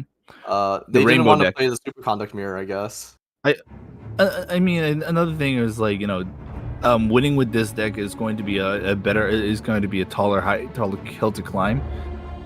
They might, if they beat Kirano with this deck, it'll be a lot easier with Super Conduct in the second round. There's less like, there's less, what's the word, obstacles to go through. Maybe. Get through the hard ones first, and then go for it later. But it doesn't. But you also have to realize Kirano is also using Super Conduct, but with the Shenhe variant. Starting with Mono, very simple. Ooh, that's a good start to a dice. Is it? Yeah. At least they have Omni. It seems to have a really good Omni dice to actually just be flexible with it at least. They don't have enough to actually get the 3 skills off that they want to. Mm-hmm. Oh. Wow, amazing. Okay, well. Amazing about dice. that. Interesting that Kunzut is running Chang in a deck that doesn't normal attack. Mm-hmm. Immediately starts off with Kirano's Raiden E skill. There we go. Mona skill on the field right now, and I think they're gonna go straight for Oz, aren't they? No, they're probably gonna go for Venti to swirl. Oh, to swirl. Kirano. Okay, it depends. If Kirano swaps off of Raiden, then you go official. If they stay, you go Venti and get the swirl. Right.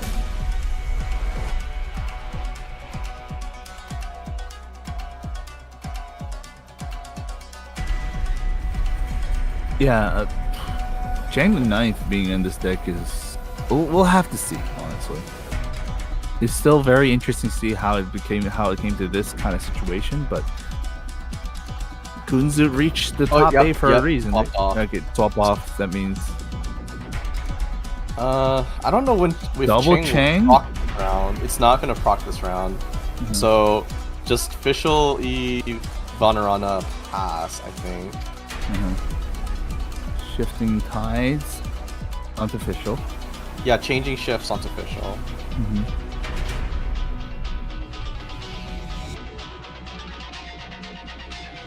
Oz cometh. Well, it's been easy electric charge end phase. I think Kirano is just going to switch back to Raiden now.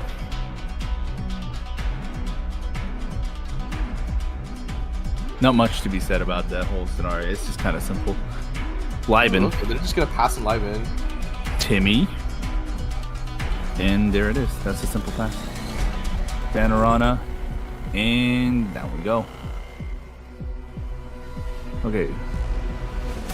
So yeah, there's no damage because of the omen, and Shenhe gets reapplied with the skin. All right, so well, Kirano's gonna have a massive turn, this upcoming turn, and Kunzut's going to have to go through the poverty, that is only 3 cards, and just leaving with only 8 dice. Wait, 8 a little bit more, I think. Yeah, gets the animals. Ooh. Okay, well, not the most ideal, but I think it can still be salvageable. Chang hasn't gotten a single charge on it because summon reactions don't count for Chang. Right.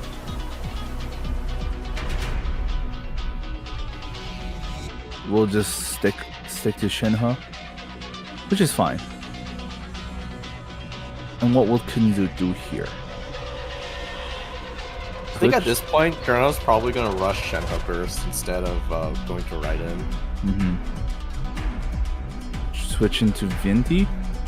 No, sorry, Mona. It's tempting to venti because you get to swirl electric charge off, but you probably want to get The shield. Mona summon up first, and then you can go venti afterwards. Right. But I don't think Kirano's gonna switch back to Raiden now after the sign. I think Kirano's already in too deep, so they're just gonna go for it. Yep, there we go. Normal attack. Okay, and oh boy. Honestly, Chang the Ninth actually is helping out now. Well, it's helping because like Kirano's normal attacking. I don't think Besides it's normal attack once. Oh my god, juicy! Oh, Swirl that's electric juicy. charge. Chang the Ninth triggering right now. Gets send off. Change. Okay, wow. You got like multiple sets of stuff to work with. Holy moly. Oh wow. Oh, not okay. Send off came in at a wonderful time. So if Shenhe uses her burst here, you can simply just reset it. And that's gonna be very turning it off is a very cruel but optimal play. And then Kirano will have to resort to just going back into Raiden and trying to summon it, try to use a burst, which, like, honestly, like, Kirano can definitely do that. But yeah, again, this comes back in the subject of inconvenience and a problem.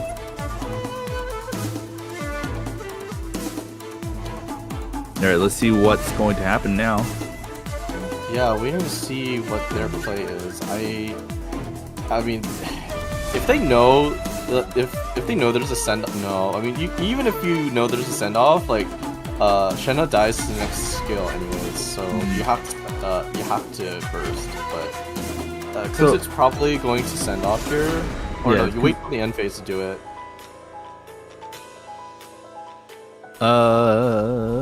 They can actually feed pizza and then just send off. Well, no, I think you could also swap back to Mona here for free. Still have dice.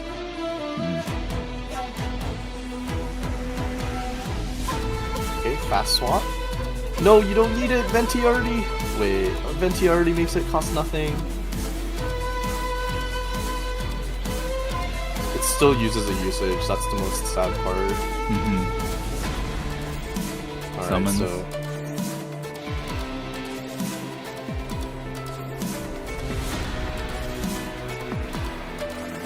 Kirano, what is Kirano going to do?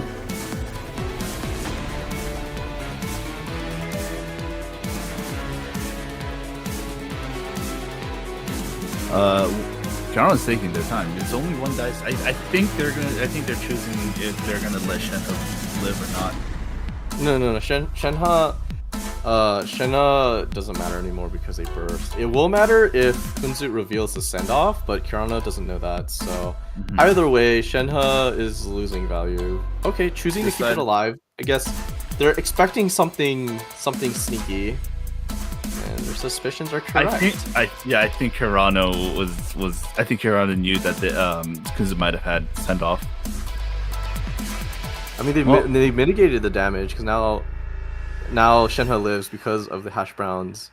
So Kirano can just go to Raiden, and then once Raiden goes down, like immediately free switch and Shenhe burst. Freedom is in play now. This is a full freedom team, yes. Okay, what is up with the Kunzut's role today? This whole time, Kunzut's having pretty good rolls. Even when we thought that it was not going to be a good roll, it just ends up having good rolls. Oh man, what is this? Yeah, what is this?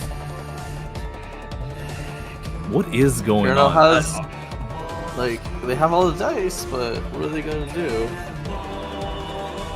Kirano also has so many cards on their deck, on their hand right now. It's just kind of ridiculous.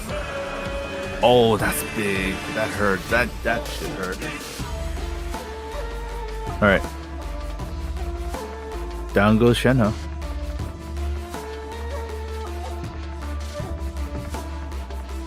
That seems to be a little bit of a waste, but I guess it's fine. Could have recharged Shenhe with Raiden. Would Lotus Crystal also be a viable option here? Because right now, the moment Mona does skill, Mona gets enough energy. No. Mona burst is like Mona burst is good, but like, you don't need it to win. So you don't want to Lotus Crystal. Like you're gonna assume they're gonna hard switch Changyun and skill. Like that's an option, but I wouldn't like. If they did go for that, yeah, Lotus Crisp would matter, but like you could also pizza and get the same result. Right.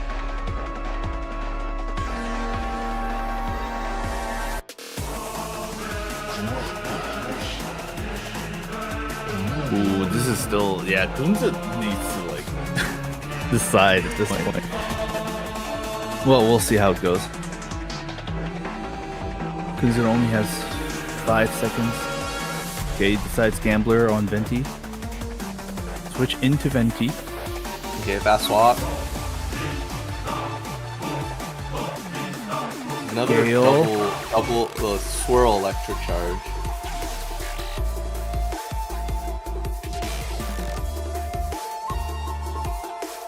At this point, I don't know what Kunzut is trying to do.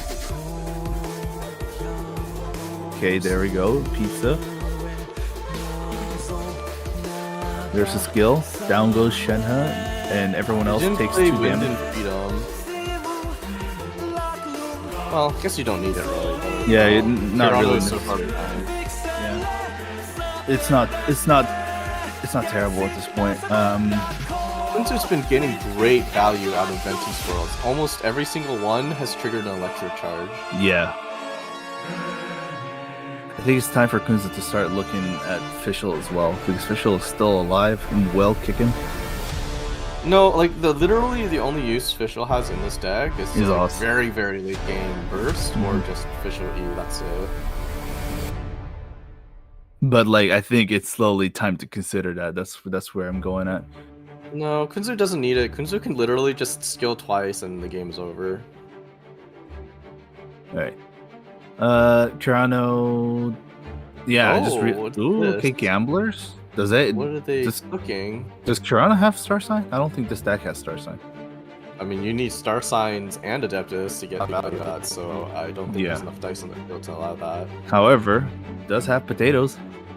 It's not over yet. Oh, interesting. Okay, so with Burst. burst, this will take out Venti.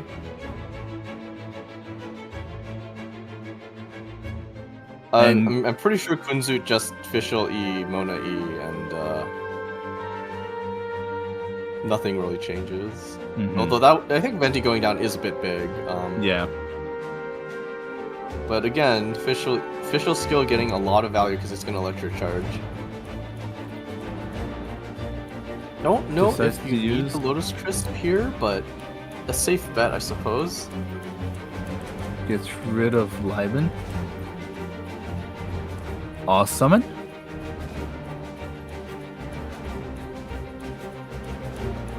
Kirano can actually do another hit here if they want to. But if they have a Liben, I don't think you like them here. You kind of need to make a play pretty badly. or they have a Liben. You're just gonna like them. Okay, I can see. Sorry, that's At funny. this point, That's just funny as hell. Kirano's best bet is to like let Raiden go down, use I haven't lost yet and Chong, take out Fischl, and then hope and pray that Mona doesn't have like Dark Science.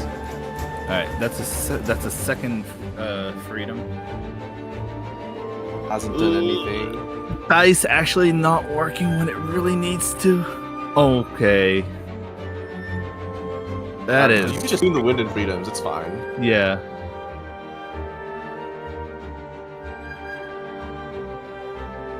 I'm pretty sure you let Raiden live here. Like, Mhm. You're not gonna take that bait. If they have, I haven't lost yet. The game is over.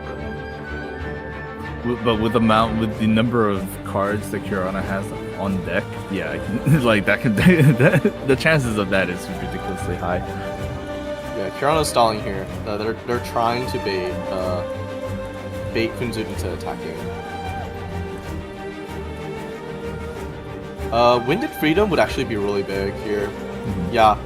Now they get a free shot off of on Changmin as well, and you could just burst for your game. I think Tune 3 burst.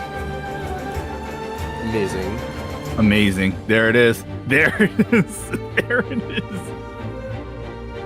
Wyndham Freedom. Clean game, but Kunzut takes a picture. Takes the picture. Just like, hang on, I gotta pick this. And then, okay, well, Kunzut actually made it back and has made it back to 1-1. I I guess you know what? It's still an electro charge deck at his core, and the swirl's merely giving extra value to that. Not a Yeah. bad combination. Yeah, it's a really good composition. Not gonna lie. That means the final match is going to be it's going to be a double. It's a mirror match, except instead of No. Shenhe and Razor. God, it is a mirror match. Well, okay, it's a two mirror. deck archetypes, but not Yeah. a pure mirror. Yeah, it's not a pure mirror, but like the mechanics of the decks are the same. It's a super conduct mirror. There we go. Yeah, super conduct mirror. That's gonna be quite weird. It's not weird. It's just like who goes first, who draws the Su, who draws the out. It's really gonna be dependent on like who rolls better.